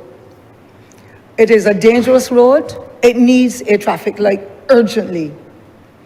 I also want, Mr. Speaker, to indicate that at the Kelsey Junction, right coming through from Huddersfield turning, around the area of Huddersfield turning, there is so much congestion and so much danger because people are coming right out of the roundabout, coming from Waterford End, and the speed with which they are coming, you have to literally steal out to get out. I'm surprised that more accidents aren't there, and I think urgent consideration must be taken in respect of that general area coming through from Baby's Lane and coming all the way down by Kelsey's. That is a death trap that needs to be addressed, and I'm glad that the Honourable Minister in her presentation spoke about it.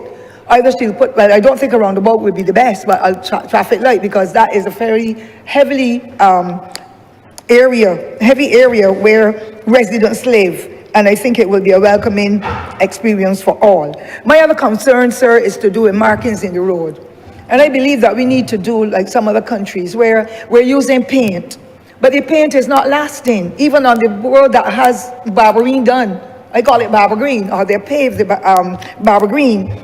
As soon as the rain falls, and in a place like where I live, sir, it rains every day. Not that I have many good roads, but it rains every day. And in no space of time, the white lines are washed out, or the yellow lines. Take, for example, coming down Ashford Hill, where water comes down in torrents.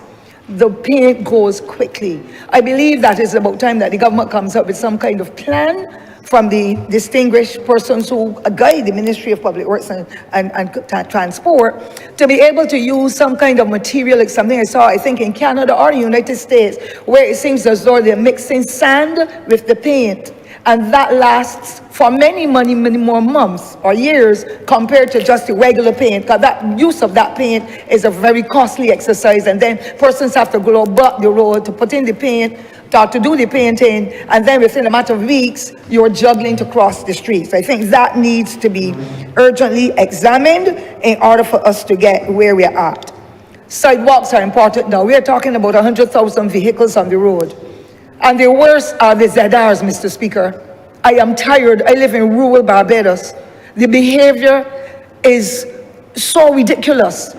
And if you don't have sidewalks that we can jump out of the road, God help us in Barbados, not only in St. Thomas, but across the country. The disorderly behavior needs to be addressed. And you understand they want to start working from 6 o'clock. Some of them should not be able to start to work from 6 in the morning because of the recklessness on the streets, the cursing, the unkempt workers on the buses. Who is managing them? Some of the vehicles are not working properly. You can hear it. Some of them also, you can tell that they're not stopping at traffic lights. They're doing as they like. Somebody has to control these ZRs. And I pray to God, Mr. Speaker, that none hits me. Because if one hits me, I know I will have to die. Because I know that I will have to retaliate in a way that is not what is natural for me as a loving, kind person. I have a difficulty, Mr. Speaker, the loud music and the dirty lyrics. And they're always off route. So even the Sturgis route now is one of the worst that you could ever want. And to hear of school children who, when they get in, they don't take the bus fare from the school children. They're telling them they have to pay full fare, if not get off. Or they're putting out little children and putting in adults in order to facilitate the traffic, the traveling for that adult. And little children are knocking all around the road. It is wrong, and we need to address it. This country is going down a terrible road with those public service vehicles, particularly the ZRs. But I wanted to say, Mr. Speaker, let me get to St. Thomas, because I might have to call that now lost to a mass. With the challenges that we are having, and I must tell you, the Honourable Minister has been trying, and I must thank sincerely the Permanent Secretary and his staff who did a tour with me 3 Fridays ago. And they actually saw. I understand that in St. Thomas it rains every day. And therefore, we're going to have lots of water. The drainage is poor, and so bridges are being damaged. There are many challenges. But I want to indicate, Mr. Speaker, I believe that more can be done for us in rural Barbados, where it rains every day, and there are not proper channels where the water can go off the road and make life better for us. Yes, I have gotten some improvement, but it is unsatisfactory at this time, especially now that the road is closed at the Bridgefield area, and people have to be juggling all over and to go through those dark roads, not even a tower light to go through Vaucluse, Mr. Speaker. So you can imagine me going to a little fair, going to something wherever in the night time, driving as a single woman. And then they have to go through those lonesome roads, 3 and 4 acres. So, 3 or 4 miles of darkness, and it really is not accommodating at all. The people in the parish are extremely upset at the way it is being done. And therefore, I want, Mr. Speaker, to indicate as well that there seem to be no synergies with the agencies that offer services to Barbados.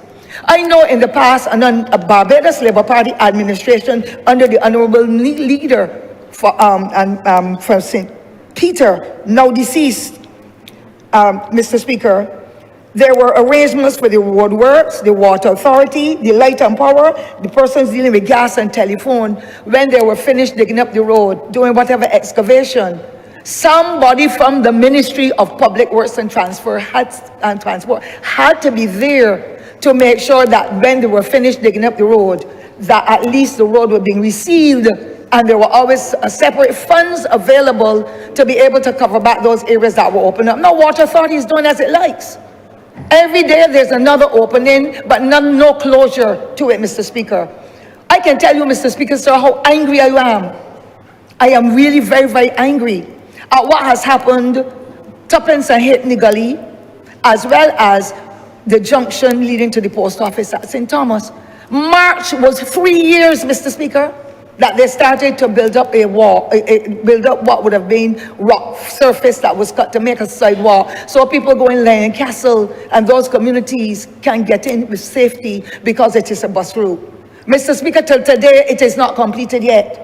All of the cans are there. You're not seeing anybody on the job. And I'm forever grumbling and calling and asking. Nobody can answer me. And I'm extremely disappointed with how we are operating as a people. I am not saying that the people in the Ministry of Public Works are not doing their work. I am saying the supervision is the problem. And therefore, I would wish for something to happen as soon as possible and make sure that there's some officer or some officers in the Ministry of Public Works who, when the telephone company is going to dig up, or the water authority, or whichever entity, that those people come back, because it's always in the money in the budget. And if they dig up the road, Mr. Speaker, and displace people, they should be able to use their budget to come back and reseal it to make safety on the road for all of the road users. I also want, Mr. Speaker, to indicate that there are other challenges. Even the telephone company now, where there are vines growing on them that they're reaching down to the ground, and they can carry you now, Mr. Speaker, to the junction of the Vault Road and Carrington's Village. You cannot see ahead. The transport buses are passing there. Every tree and every piece of wood is just destroying the roof of the buses or the trucks or whichever other vehicles are tall like that. So where are we in this respect? And I hurt because it is happening under our watch, and it's not because the workers are not working in the ministry. It is because somebody has to be assigned specifically responsibilities or a team to make sure that that aspect of it happens. I also want, Mr. Speaker, to talk about the lighting, because we're in rural Barbados, so we hardly have any lights. But when you go down that Lancaster Road, Mr. Speaker, from St. Thomas Parish Church all the way down to nearly St. Lucie, it is the poorest lighting you could ever want, or none at all. And for many, many kilometers, there is no lighting at all. When people get off the bus and working in the hotel, and they have to walk down to go down through Lancaster, to get down through Morgan, or they have to go to any of the communities, it is stark dark. They have to ask families and friends to come and meet them at the bus stop because of the darkness. I believe that we too in rural Barbados deserve the benefits that the rest of this country receive whenever it happens. My other request, Mr. Speaker, first, sir, is for an urgent light. I've written a question on it, not a parliamentary question, but a question as a resolution in another place, because when you get to the Warren's Polyclinic area, there are 3 pedestrian crossings. One nearest to when you come out of Warren's, coming to the Polyclinic, and the traffic is flowing there heavily. I don't understand why Barbadians don't seem to understand that you slow down when you come to a roundabout. And right by that roundabout, there's a pedestrian crossing. By the time you get to the Polyclinic on your left, if you're coming from Jackson, there is another pedestrian crossing. And then when you go to where the ZRs will park illegally, there's another crossing. For me, the crossing that is closest to the roundabout, coming from Hubbersville, turning and coming down, or coming up from this section over by the, I'm trying to remember the name of the roundabout now, but if you're coming in from Redmond's Village, there's one coming towards town. Those pedestrian crossings are too close. No, the ones bringing you to the same Warren's Polyclinic. And I'm making that case because I request traffic lights to be placed there at Warren's, nearest to where the junction is. After you pass Warren's entrance, there is a bus stop. The bus stop and the pedestrian crossing are almost simultaneously working together, which is against any practice at all. But if a traffic light is put there, as soon as you come out of the roundabout and you come to pass the entrance to the Polyclinic, then put a pedestrian crossing there. A pedestrian crossing is there, but hardly anybody respects it. A traffic light or a light like the one you put by the schools, where that light flashes all the time, because you're talking about individuals who come with walking sticks. They come with wheelchairs. They don't have anybody to bring them. Somebody assists them to get over the bus or whatever traffic they're in. You have some who have prostheses. There's some of them who are so elderly, they can't get across the road, and that road has about 3 lanes because one turns into Eden Lodge Terrace or whatever it is called. And then to compound it all, the ZRs line off to block off even the Eden Lodge Road. Sometimes it's 3 and 4, and I'm thankful within the last few weeks, the police officers are there. As soon as the police officers leave, Mr. Speaker, they go back and block the entrances again. And when you're crossing to go across from either side, it is the most dangerous thing you could ever want. I have never seen a society fall apart with discipline in this way at all, because we believe that we should give people freedom, and when you give them the freedom, the latitude, they can do as they like. We have to bring back law and order in this country if we are to continue to live safe and well. The other thing I want to say, Mr. Speaker, is to do with the bridges. The honourable member would have mentioned that in her presentation. I have about 6 bridges in St. Thomas. Again, I want to thank the permanent secretary and his team. I drove in a vehicle that was like a ZR the last 2 Fridays. And I was really very happy that I was accommodated. The honourable minister gave the permission, because St. Thomas hardly has 3 roads now to lead to our houses. And it really is heart-wrenching, Mr. Speaker. You are living on a section different from mine. But where we are, Toppington Hampney Bridge is ready to collapse. Endeavour Bridge broke about 10 years ago. And the last administration brought in the workers, and we thought that they would have fixed it. People who are living in Lancaster, Mr. Speaker, if there's an accident in there, there has been recently, nobody can get out if they're living beyond that. Because the Endeavour Bridge that would have taken you off to the Hyman Hill Road to get out as an escape road, that is no longer there. I want to recommend, Mr. Speaker, sir, that we get it back, because that is what will help to ease residents, that they can get to work, that they can get to wherever they have to go, instead of being marooned in the village that they were born and raised in. That is another matter of concern that I would like to see, Mr. Speaker, come to fruition. Now, we have problems with bus stops, but you know I live in the heart of Barbados, Mr. Speaker, and when you trample the heart, you take away the whole body. I have places of interest there, Mr. Speaker, that were there in existence before me or you, or even perhaps this Parliament, from the beginning of Barbados. And Mr. Speaker, the signage is the worst. So you talk about Wexman Hall Gully, you talk about Harrison's Cave, you talk about going to the Flower Forest.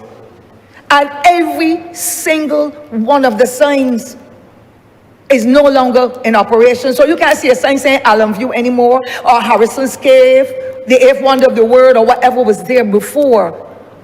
And I'm not saying again that the persons are not doing their work. I believe that there has to be segmentation of community, of not just community groups, because people in the community at Allen View are top of the line when it comes to Harrison's Cave and so on. But because of the signage that is so poor, can you imagine visitors coming to the island, Mr. Speaker, and rambling, going all the way down Springvale, St. Andrew, when they want to get to Harrison's Cave, because the signage is gone and nothing has been done over the years to be able to treat to it. And the same thing with if you want to go to the Flower Forest.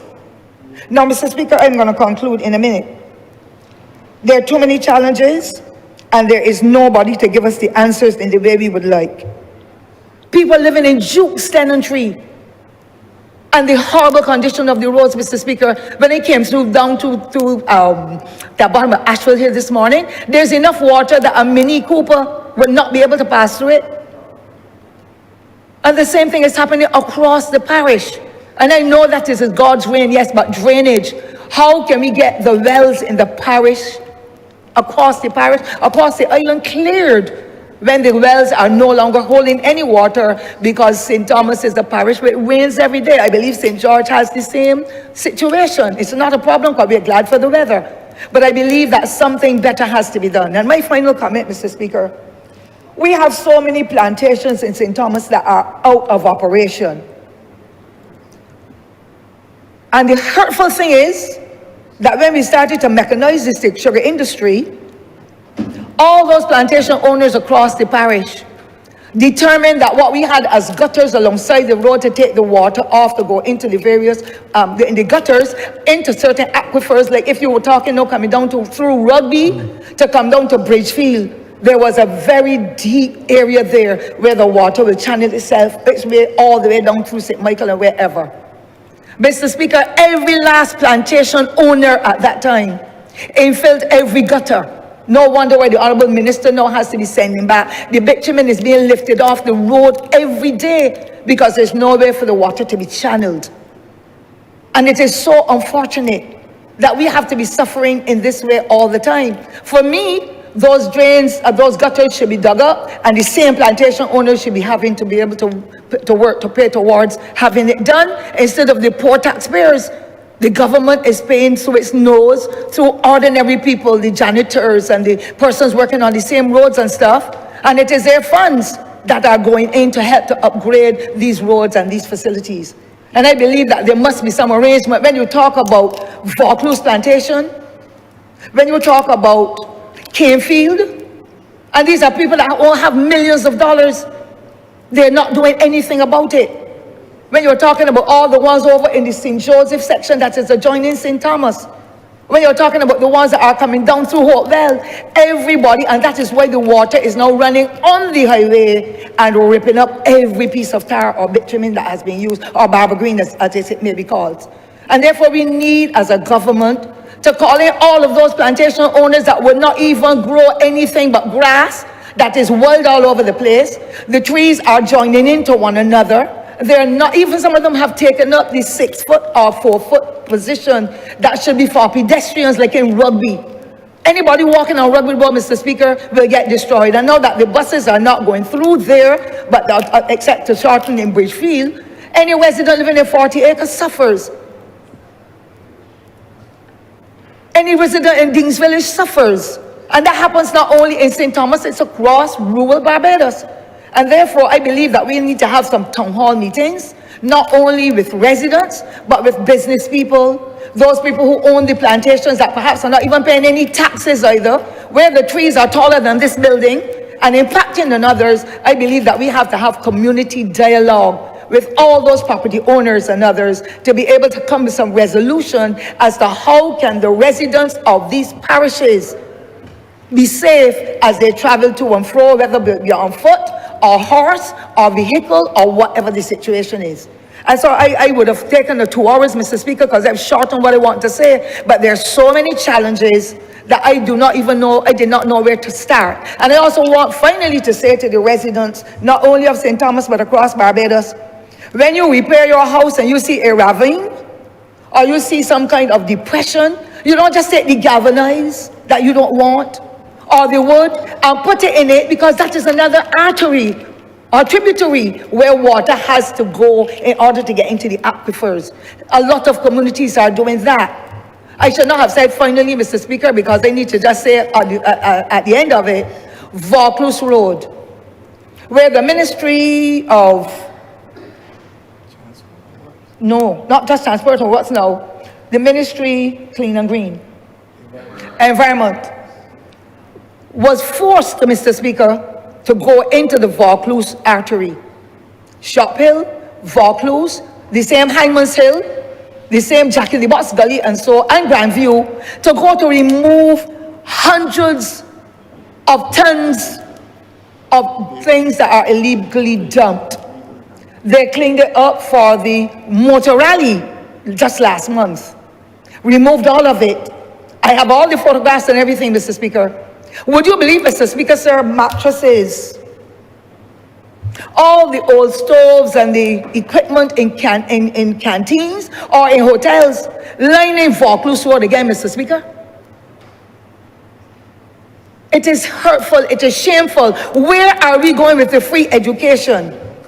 When we know that when that illegal dumping is taking place, it's going to harbor vermin and so. And unfortunately, some of the people who are removing that kind of refuse from the places are being paid for haulers to dispose it in the mangrove landfill.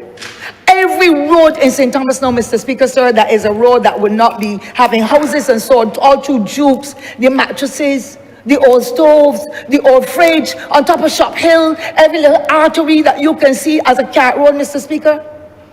I want for the health inspectors to continue to do their work. I had a visit with them too, and they did a fairly good job. But I want all of the synergies to come together.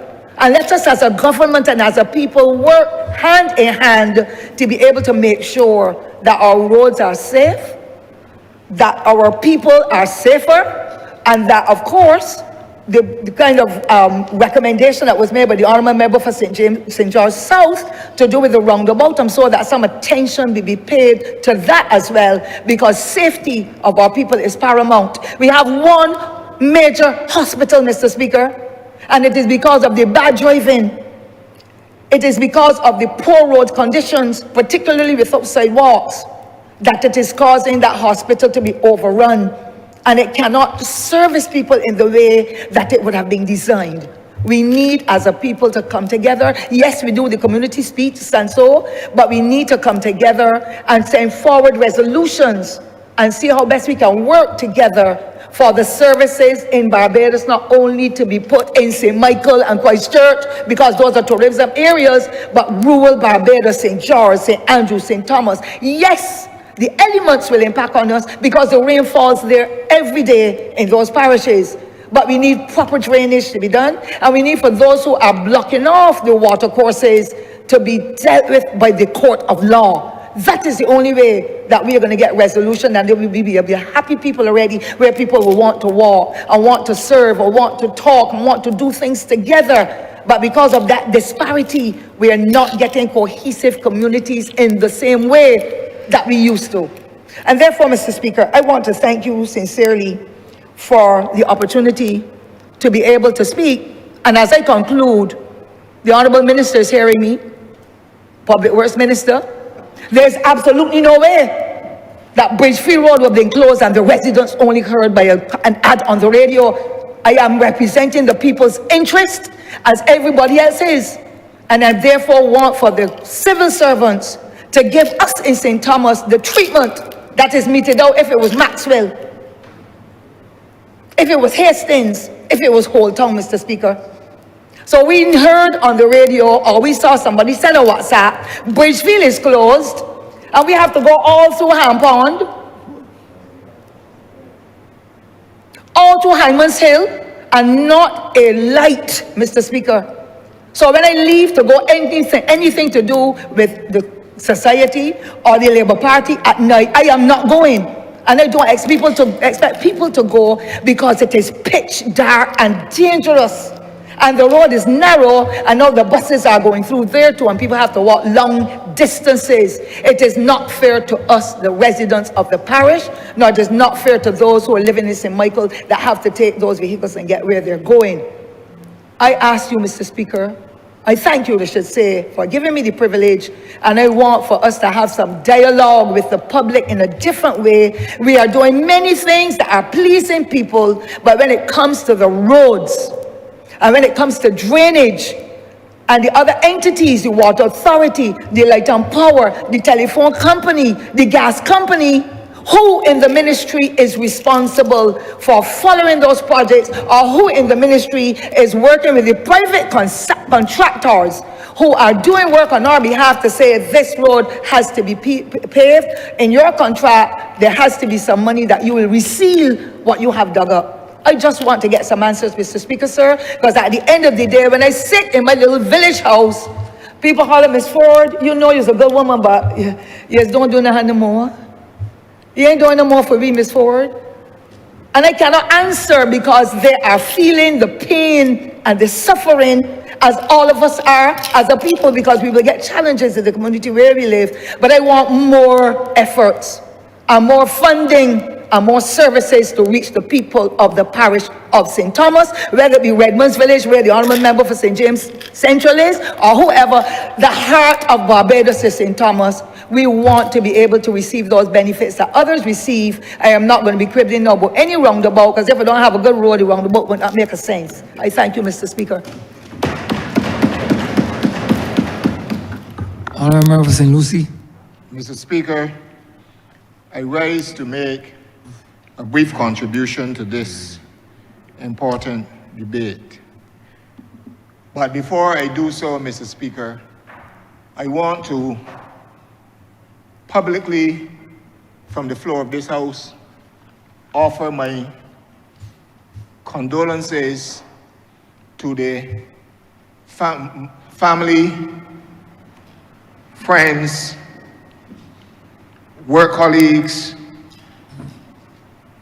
and all such persons who would have been known or would have known the late Alvin Toppin, who was supposed to be my opponent in St. Lucie. Death has no barriers, and I am truly saddened at his sudden passing, as I went to express my deep condolences to his parents, who are constituents of mine, on July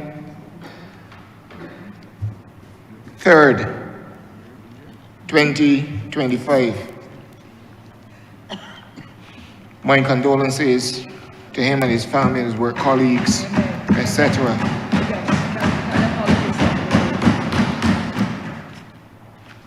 Mr. Speaker, I entered this debate to briefly support the resolution brought to this honorable chamber. And I'm not going to take as long as my colleague, the honorable member for St. Thomas, who has some very copious notes made, and who made a very valuable contribution highlighting the issues and the problems that we in that represent rural constituencies face from time to time. And I can identify with a number of those things, those matters which she raised. Mr. Speaker, the resolution before us in terms of the acquisition of that land for the purpose of building a roundabout is extremely important. It shows that this government is not a government just to talk, but to bring solutions and to take corrective steps, measures to deal with the issues raised by the people of Barbados from the various communities that they are, the various communities that we represent. We hear the people, Mr. Speaker, and we respond. We may not be in a position to do it immediately because you have to have the various resources and such like to be able to deal with a number of these matters. And a lot has been done already in the past 7 years by this administration and the administration before that. I mean the administration between 2018 and 2022. Not the other one before. But we have responded to the challenges, the number of challenges that we have encountered over the past 7 years. Mr. Speaker, from water, whether boom or lack of it, we are working to bring solutions to the people. And if there's one who can talk about water and water problems and situations in this house, Mr. Speaker, it is the honorable member for St. Lucie, because I have had my fair share of dealing with the challenges and the cries and calls from the residents. But I am not just about hearing their cries. I am about going to the government and urging the government and working with the administration to fix the issues. A quote, it was stated by the honorable member for St. Thomas about how a former prime minister, the late when Arthur operated, and it is one thing that I will remember about him and what he used to say all the time. I was never in his cabinet. I was not even an MP. But I know in my following his various speeches and so on, he would always use this phrase, face it and fix it. And this administration has taken on that position frontally, facing the issues, not just glibly talking about them, even to score political points and such like, but making a habit of working to fix these issues that the people of this country face because they have elected us to do so. And we must be in a position to be able to report to them whenever we go back to them, to report to them of all those matters which we have been able to address and which we have put processes in place even to continue addressing, Mr. Speaker. Now, I heard and there's a lot being spoken about roads, etc. today. The agencies that we have in this country, I would say, they need even more than they do to work together. I know, and I've said, people have complained and are complaining about roads and such like. But equally, they're also complaining about groundwater. But I've had reports and conversations ever since the massive mains replacement that is being undertaken in St. Lucie. And I can say they have now set up stations in Maycosters to work on from Checker Hall to Broomfield to Greenwiches, all those areas, Connelltown, all those areas, Mr. Speaker, Colleton, to be able to replace those mains. And there's a lot of work happening. There's a lot of work happening in the constituency. But before you can pave a road, it is important because we have had a number of roads paved. I also want to express my thanks and my gratitude for the 2 additions that we've had at Chance Hall and that Gemmett's Road. I want to thank the Honourable Minister and the Parliamentary Secretary for including those districts, those communities in St. Lucie or in the program with the Scotland District Rehabilitation. We have benefited, and it is a lot more than we got under a former DLP administration after 24 years, Mr. Speaker. Truth must be told, and my mother or my late mother always taught me to be grateful and express gratitude. And on the behalf of the people of St. Lucie, we're not finished yet, but I want to be grateful and express the thanks for what has been done so far. I also want to take this opportunity very quickly before we get back to the substantive matter before the House today, to thank the Ministry of Transport and Works as well for the effort, even though it has taken some time, for the effort that they are making, and I assure the people of Pike Corner and Well Road and Cove and Little Bay that we are working. You have asked me questions, and we are working to complete the bridge, a proper bridge, and do proper road work so that people in those areas can properly access their homes. It's always people for persons to speak about those who live on the front road, so to speak. But there are those who live across through the gaps that we are fixing that road to be able to facilitate their travel in and out of their homes. And I want to say to them that as far as I am aware,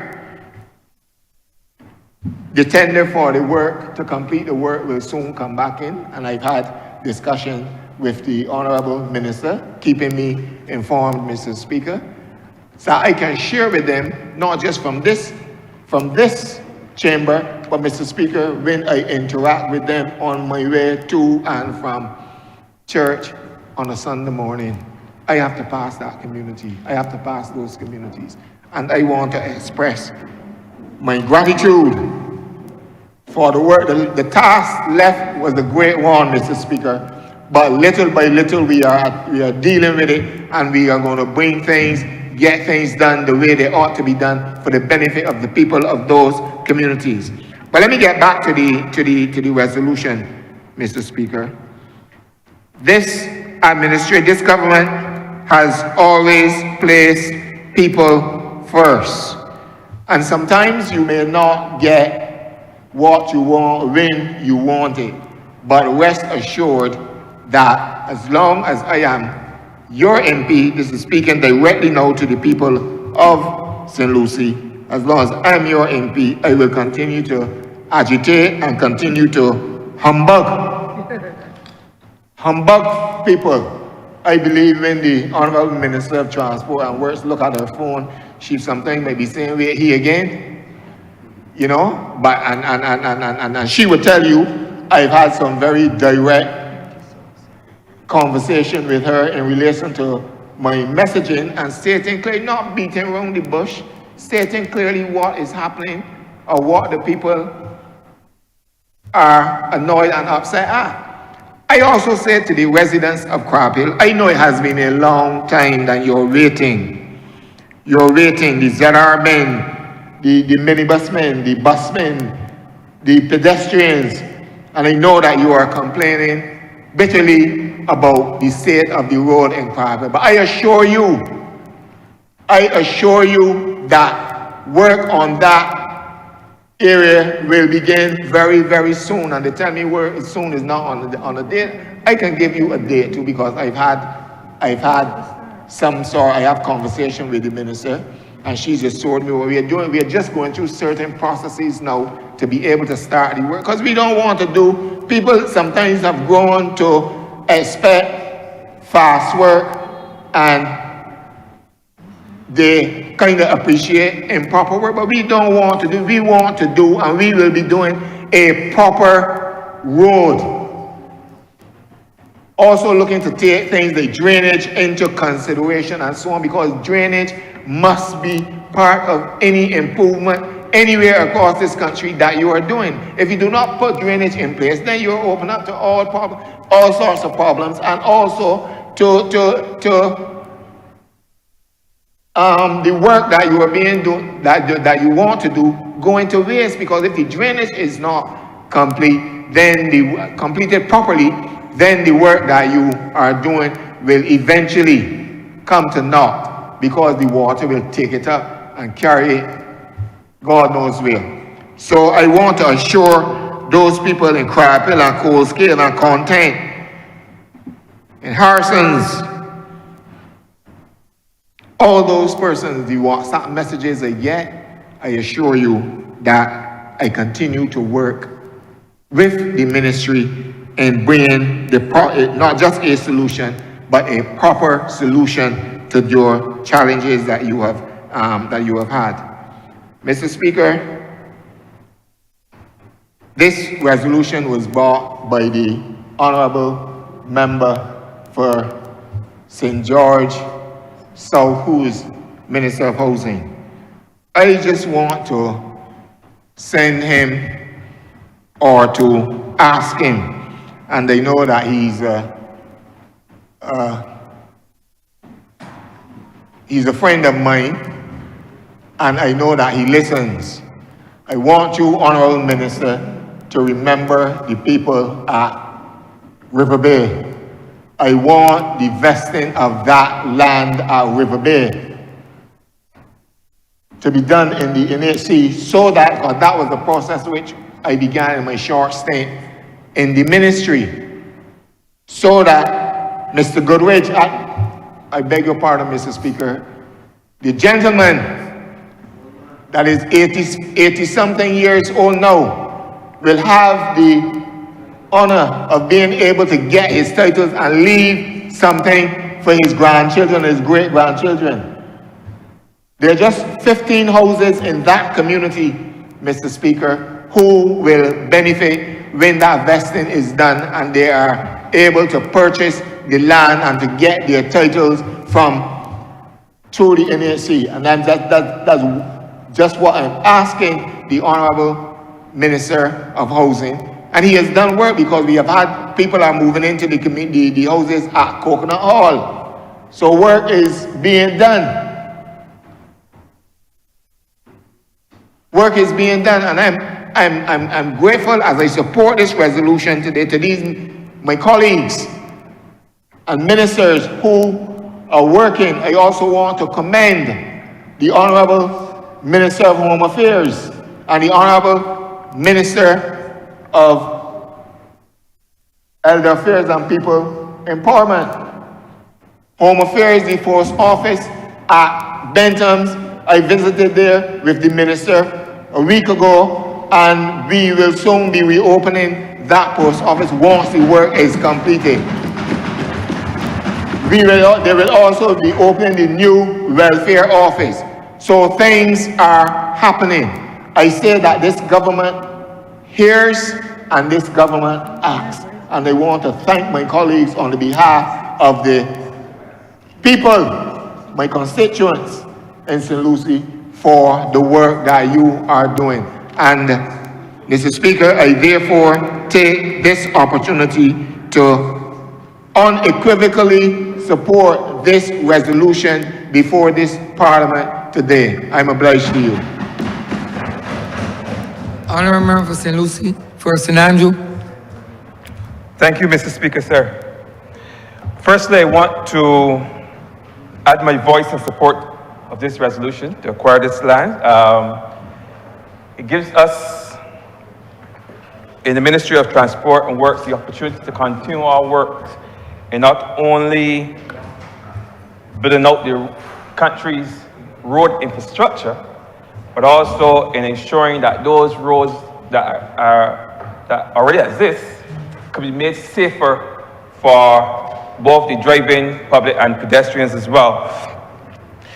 I listened with great interest to the debate this morning as persons spoke to certain issues as it relates to roundabouts and street lights and so on and so forth. And I felt that I would wish to give my own personal experience with a similar situation that would have occurred just in the same way that it occurs here in Windsor and in Brighton.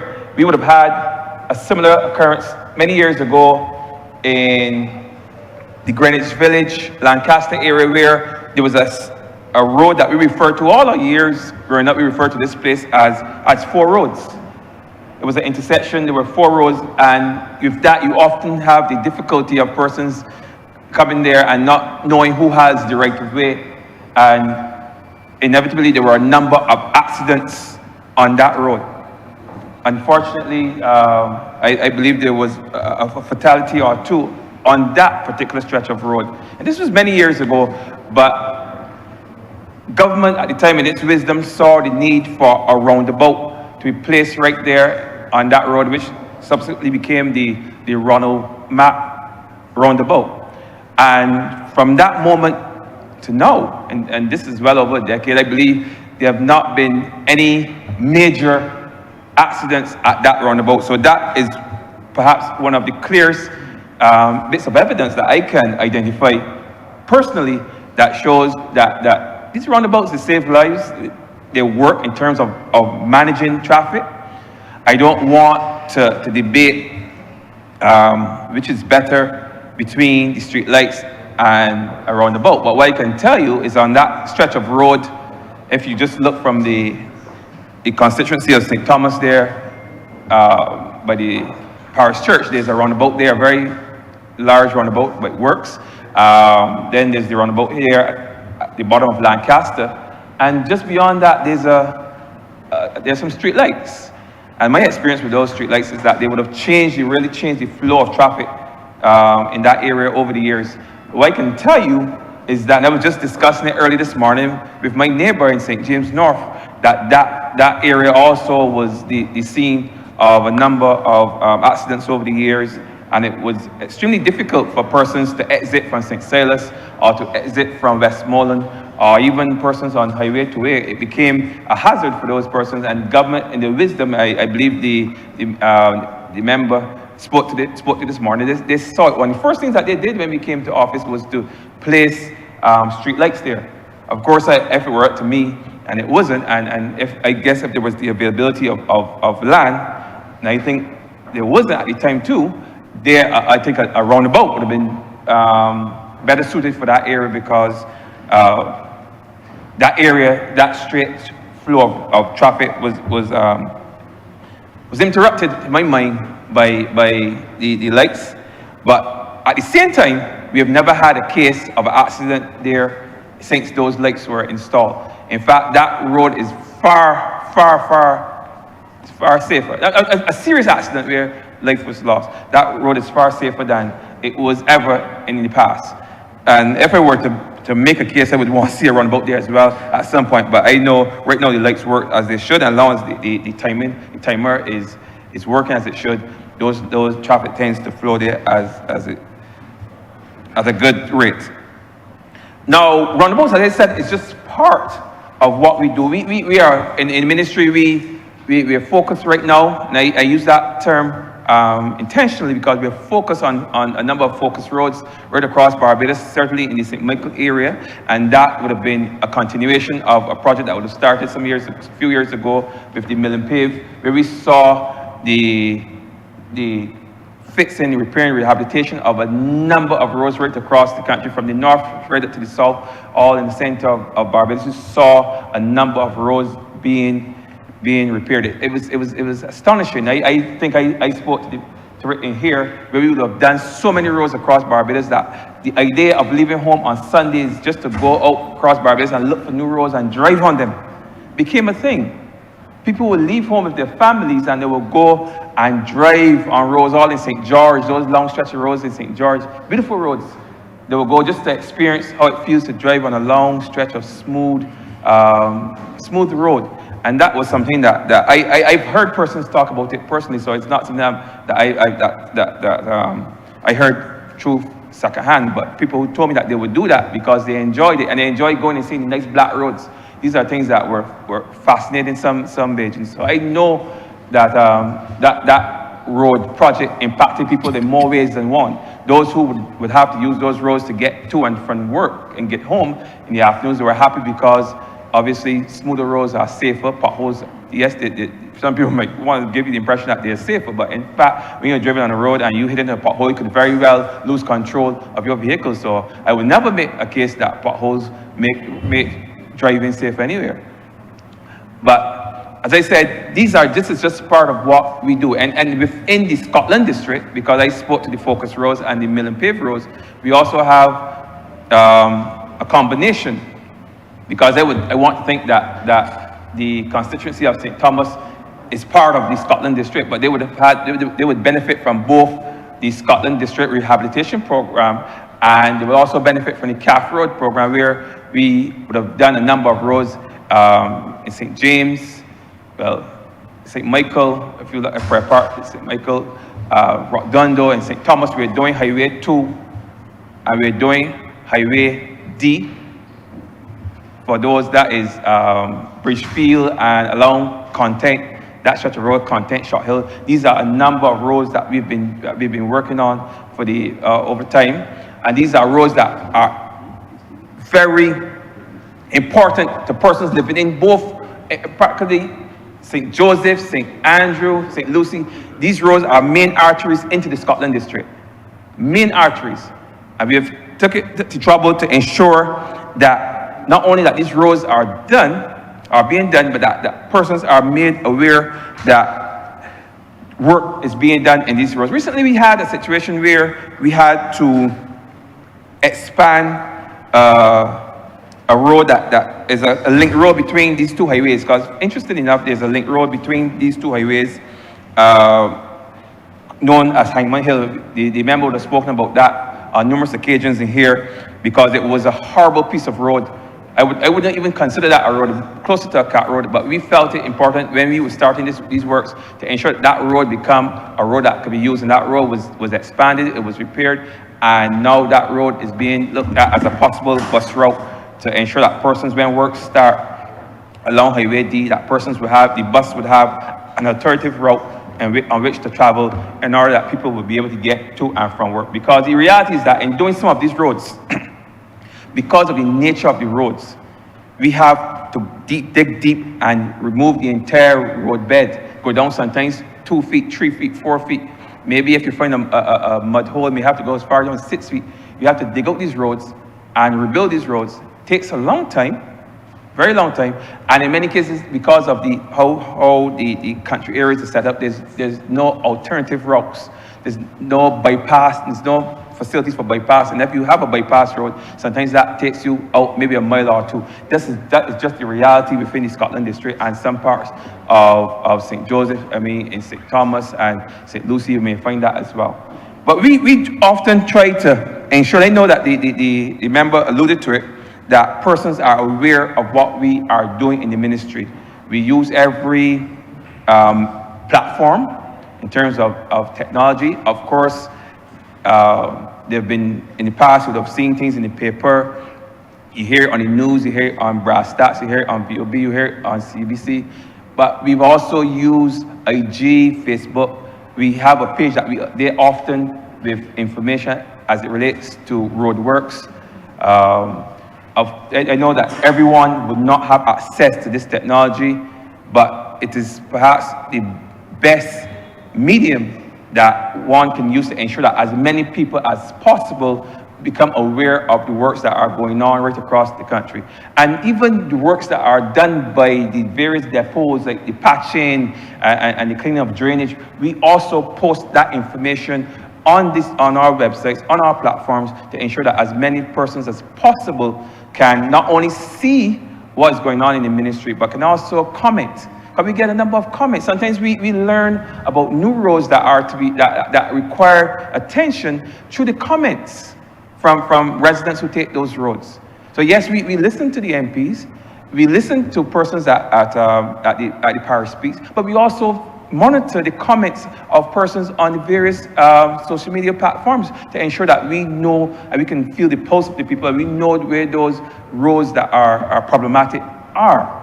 So these are just some of the things that we try to do to ensure that we are in constant communication with people. Of course, there's always room for improvement.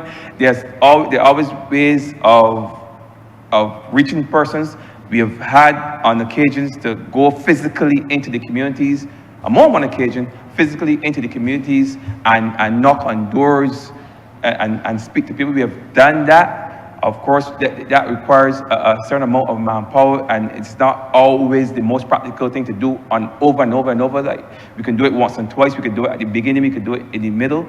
We can do it near the end. But the online platform allows us to do it on a daily basis or a weekly basis, even or sometimes a monthly basis, depending on what we are reporting, to reach as many persons as possible. So even if we're not reaching everyone as I speak, just know that we are making efforts to improve on our communication, because communication is perhaps one of those elements of road management when it comes to road construction that is extremely important.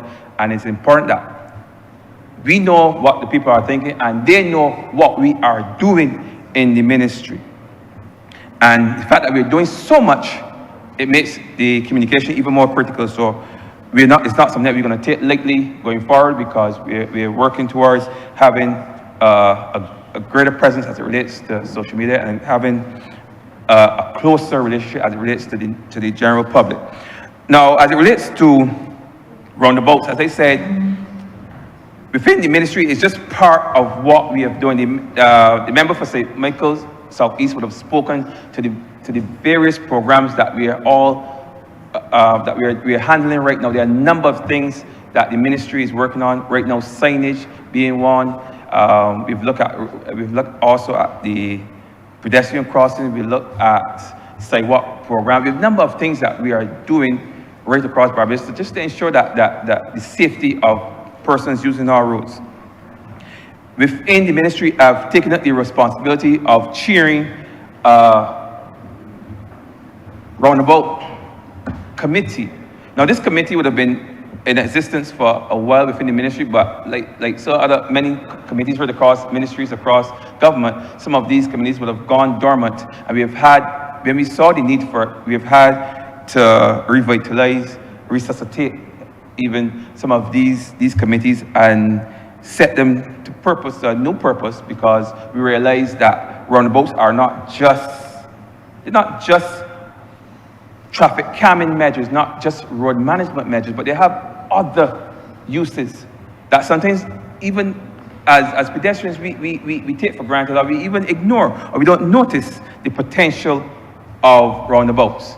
But they hold tremendous potential, especially for corporate Barbados. And that's what I'm going to speak to, because I believe it was back in the 1980s that corporate Barbados would approach MTW with a view of sponsoring roundabouts across the island. Back then there were about 49. We have about 50, 52 or so that are now being sponsored by various entities right across the country, including some maybe non-profit organizations, some companies and so on. But right across the board, we have persons who have come forward to sponsor a number of roundabouts.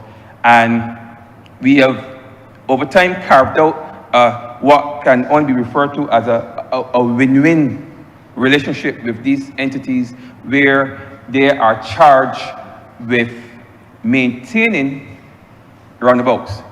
Very few roundabouts you see across this island that are not well manicured, not well maintained, not well beautified. You don't see it because of the relationship that we've had with corporate Barbados over the years to ensure that these things are done. And what this has done over the years is that it has ensured that, yes, our roundabouts are well kept, but also those entities have had a piece of real estate right in the line of sight of most Barbadians, whether they're traveling by car or by foot, where they can advertise their products. In fact, there's some entities in this country that have done so well in advertising their products on roundabouts that you may believe that the roundabout is named after that particular entity or company. You know, I wouldn't be surprised if someone were to believe that the roundabout over there where Sir Garfield Sober's statue was before it was relocated to Kensington, I wouldn't be surprised. I would forgive someone if they thought that was called the Sagicor roundabout. In fact, most people may refer to it as Sagicor roundabout because of how Sagicor would have maintained it over the years, ensure that their branding is on that roundabout and so on, and the name of the company and what they do. But in actual fact, that roundabout is Gary Sober's roundabout. But over the years, these entities have taken ownership in the sense, not they don't own them, but the way that they have treated to them, you would think that they do, and you'll be forgiven. But that is what we would have benefited from, and you don't see them overgrown with bush. You see them well kept, nice plants, nice signage. Sometimes during the year they're well lit, and I'm going to get into that a bit more. But I just make the point that we as a people would have benefited from that relationship with corporate Barbados. When we come down from the airport and we come off that highway, and what we entering into, you see a wonderful roundabout right there. It's beautiful, and we all impressed by the beauty of that particular roundabout, if I use that particular one as an example, because I myself, when I come in from Barbados, when I get there, somehow when I get to that part of the roundabout, I feel good because I know I'm closer to home, but I'm also impressed and fascinated by the beauty of that particular roundabout by Sir Garfield Sobers. But there's more to it. We in the committee, we saw that roundabouts can not only used to promote the branding for the individual entities, but also can be used to promote our national festivals. So for example, from time to time, you will see some roundabouts that are decorated with elements that will represent crop over. Sometimes you see Christmas, sometimes you see Easter.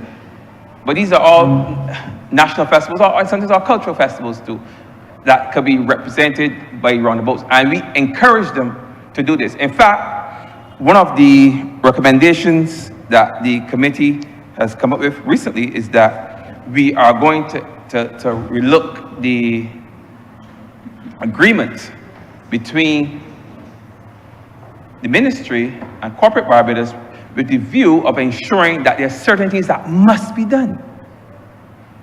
You have to do these things. You have to keep your roundabouts well maintained. Yes, that was always there, but it have to be well lit. You have to acknowledge those national ceremonies, those national festivals, and decorate accordingly. This is the expectation. If you're going to sponsor one of our roundabouts, that's what we expect from you.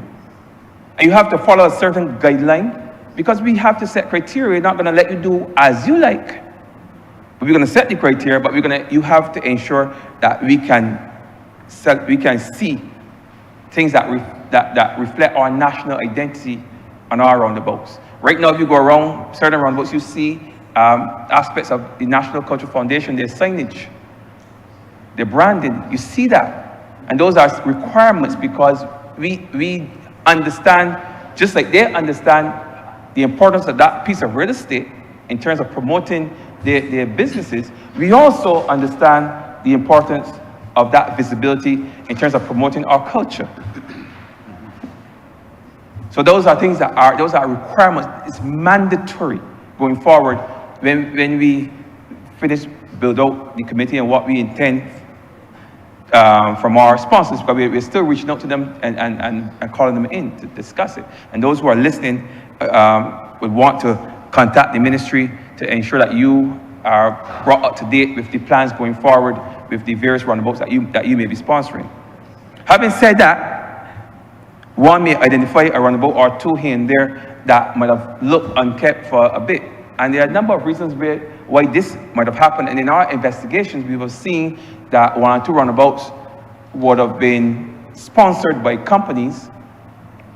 Those companies, over the years, might have been sold to other entities or closed down, and communication back to the ministry was not made, stating that the company is no longer interested or in a position to sponsor the roundabout, and some of those roundabouts might have been remain in the state until obviously various other ministries that have the responsibility also for roundabouts or for beautifying Barbados would have gone in and cleaned them. But we've had very few cases of that happening, but we know that it has happened in the past where businesses have shifted, have changed ownership, but the new entity or new owners were not aware that part of the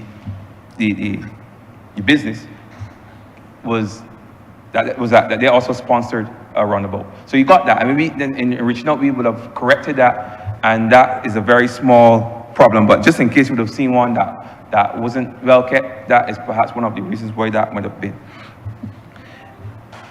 What we have realized also too is that these roundabouts have over the years provided, and these things that we don't notice enough, we provided a platform for our creatives, because those nice signage that you see on there, those madasalis that you see painted on those roundabouts, it didn't just happen. Somebody had to create those things. Somebody had to conceptualize those things, and then somebody had to physically paint or print those things. It didn't just happen. Nothing happens by happenstance. That was the creative energies of some of our young, bright creatives, and that is what I see as an opportunity for persons to express themselves and make some money, because you're not going to expect persons to do it for free, but they express themselves, they show their creativity, and they also make a living in it too as well, make some money as well as those persons who are charged with cleaning and maintaining the roundabouts. The companies will sponsor them, but they're not going to clean them themselves. They're going to pay a landscaping firm. They're going to pay an individual, a young entrepreneur, to go out there and cut the grass and to garden and to maintain the gardens on the roundabouts. Because some of them have some beautiful gardens on them. So these are things that people make money from every month. Sometimes every week. You don't hear any talk about it, but it happens. And I think I would also say is a predecessor to the number of things that we have now had to roll out within our ministry. Because I don't have to tell you, I guess the same might apply to some of the other work ministries, but when I came into the NTW, November 27th this year, will be 30 years ago, when I first entered the gates at NTW as a young supervisor B. We had about 1,500 workers, about 1,500. Now we have something looking like 430, something like that. Now, so we have to come up with creative ways of maintaining our streets and ensuring that the country is as beautiful as possible, remains as beautiful as possible. And that's why I think this here is perhaps the predecessor to Adopt a Kilometer, which works on a similar concept, where entity sponsors a certain section of the highway, those long stretches of highway. ABC Highway, a good example. Highway 2A, another good example. And they put up their branding, the advertisements on that roundabout, and they pay people, sometimes from within the communities that the highways run through. They pay people to cut that grass, and we don't have to do it. We don't have to go into depots and look for persons or buy weed whackers to maintain and buy gas and buy string and all such like to give our workers to go up there and cut the grass every week or every month. They're doing those. They're doing that for us. And we drive and we see how beautiful those earthen drains and so on are next to the road. And we admire them, but the reality is that it's because of that partnership with corporate barbers that those things are the way they are. We could have done it too, but it would be far more difficult for us to manage such a long stretch of road every day, every week, every month, every year. So that is another benefit. So the Adopt a Kilometer program is one predecessor, one benefit that would have come down from this relationship that started with the roundabouts. And then we have the beautification program, which is similar, where we engage, and instead of the corporate barbers coming to engage us, we're engaging now the entrepreneur. We engage them through a contractual arrangement to select a certain area, and you keep that area clean too. So now, but this is more dealing with the bush, and you see, especially in the rural spaces, in the rural areas, where they're going and they're clean, as opposed to us having our workers do all of that work, where we know that we don't have the manpower, we don't have the requisite equipment and so on and so forth to do it. We've engaged and have formed these partnerships with various entities within various constituencies, and have persons now going out and doing that work. So it's all about how we evolve, really doing it. When you think about it, this is really another evolution of the ministry and how we're going to have to do things going forward, where you're going to see more and more partnerships with the private sector, with other entities where you can see the efficiency and the benefits of those partnerships. So I just wanted to put that out there because, as I said, you're going to see it more and more, and we all are going to benefit from it. Because we all benefit when we see our roads clean. We all benefit when we see our highways clean. We all benefit when we see our roads fixed. And we all benefit when we see our roundabouts looking beautiful. Of course, there are certain things that we take for granted and we sometimes never even notice until somebody points them out. And perhaps roundabouts, as I said, not being a very sexy topic or such an area, it was perhaps one of those things that people never really put a lot of notice to, or pay a lot of mind to, but in fact, it's something that is very important. As I close, I want to just give you a sense, too, because of the seriousness that we have taken in terms of what we are doing in the ministry as it relates to this particular committee, because it's not just our people, our technical staff, our engineers who are sitting down and making determinations as to what and how we approach the roundabouts in this country. Really, this is a thing, a committee that embraces the views of persons from different ministries. So the makeup is such that we have members from the ministry where the creatives we would draw from. They also have representation on this here as well, on this committee as well. Also the planning department. We're going to be erecting things. We're going to need advice from planning to ensure that we do not collide with any of the particular regulations or laws as it relates to erecting along our streets. And we have persons from the private sector because we want to engage those persons with the necessary skill set that may not be found within any of our ministries, but will have skill sets that would be of benefit to the committee, to the ministry, and to the country as a whole. And of course, members from within NTW who have been trained over time to in road management and so on and so forth. So that is just a sense of how this committee is set up. So it's not just a committee in-house where we discuss amongst ourselves. We have brought in the best of the best, or they brought in the various experts from the other ministries to assist us and guide us in how we are going to go forward with our roundabout committee. So I just wanted to share that. I know the minister would have also mentioned bridges as part of our wider plan to improve the road infrastructure. We have a number of bridges here in this country. Some are old, some are, they're old. Just me leave it as like that. They're old, and we would rather fix them before they become a problem. You can see evidence of stress on them. Of course, that's not to say that they're in any danger of collapse or anything like that, but you want to address problems frontally. You want to address problems before they become real problems. So we are also looking at bridges very seriously. I mean, they bind communities together. Without bridges, communities will be divided, and perhaps it would just as it's perhaps worse. Losing a bridge is to me perhaps the worst thing that can happen to a community in terms of breaking up community cohesion. I've had to experience that in St. Andrew more times than I would like to mention. They have currently 2 bridges now that are currently out of commission, and one, thankfully, is under construction. That's the bridge that joins the communities of Baxter's and Bruceville. We have seen some action down there. Your Honourable member has 1 more minute. 1 more minute.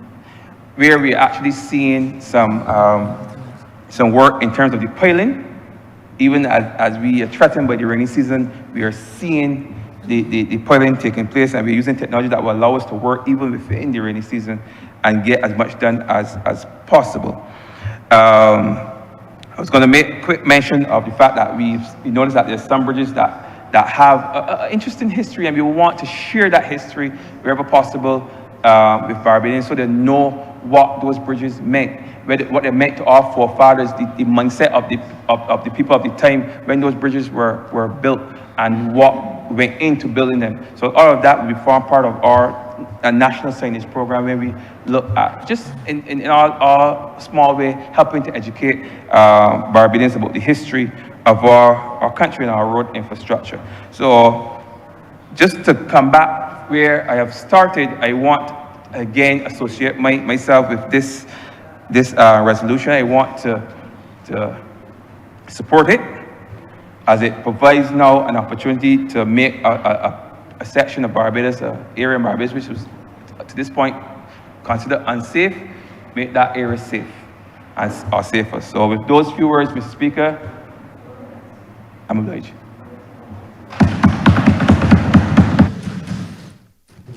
Honourable St. James North. Thank you, Mr. Speaker. I rise to very briefly lend my voice to the resolution, and firstly let me say that let's support. But in particular, I also want to use the occasion to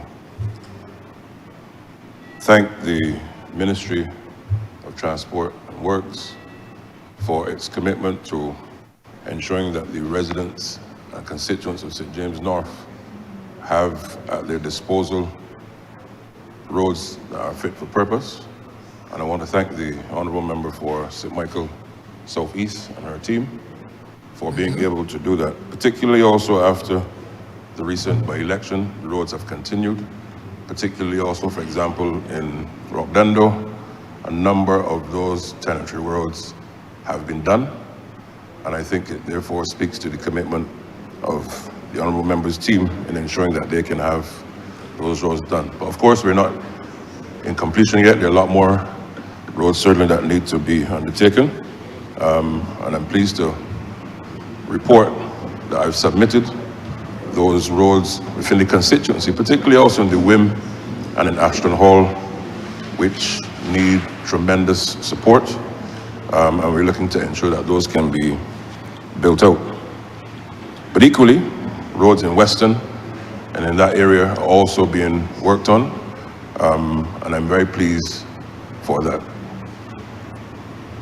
The Honourable Member for St. Andrew would have spoken not long, and he spoke on the use of technology.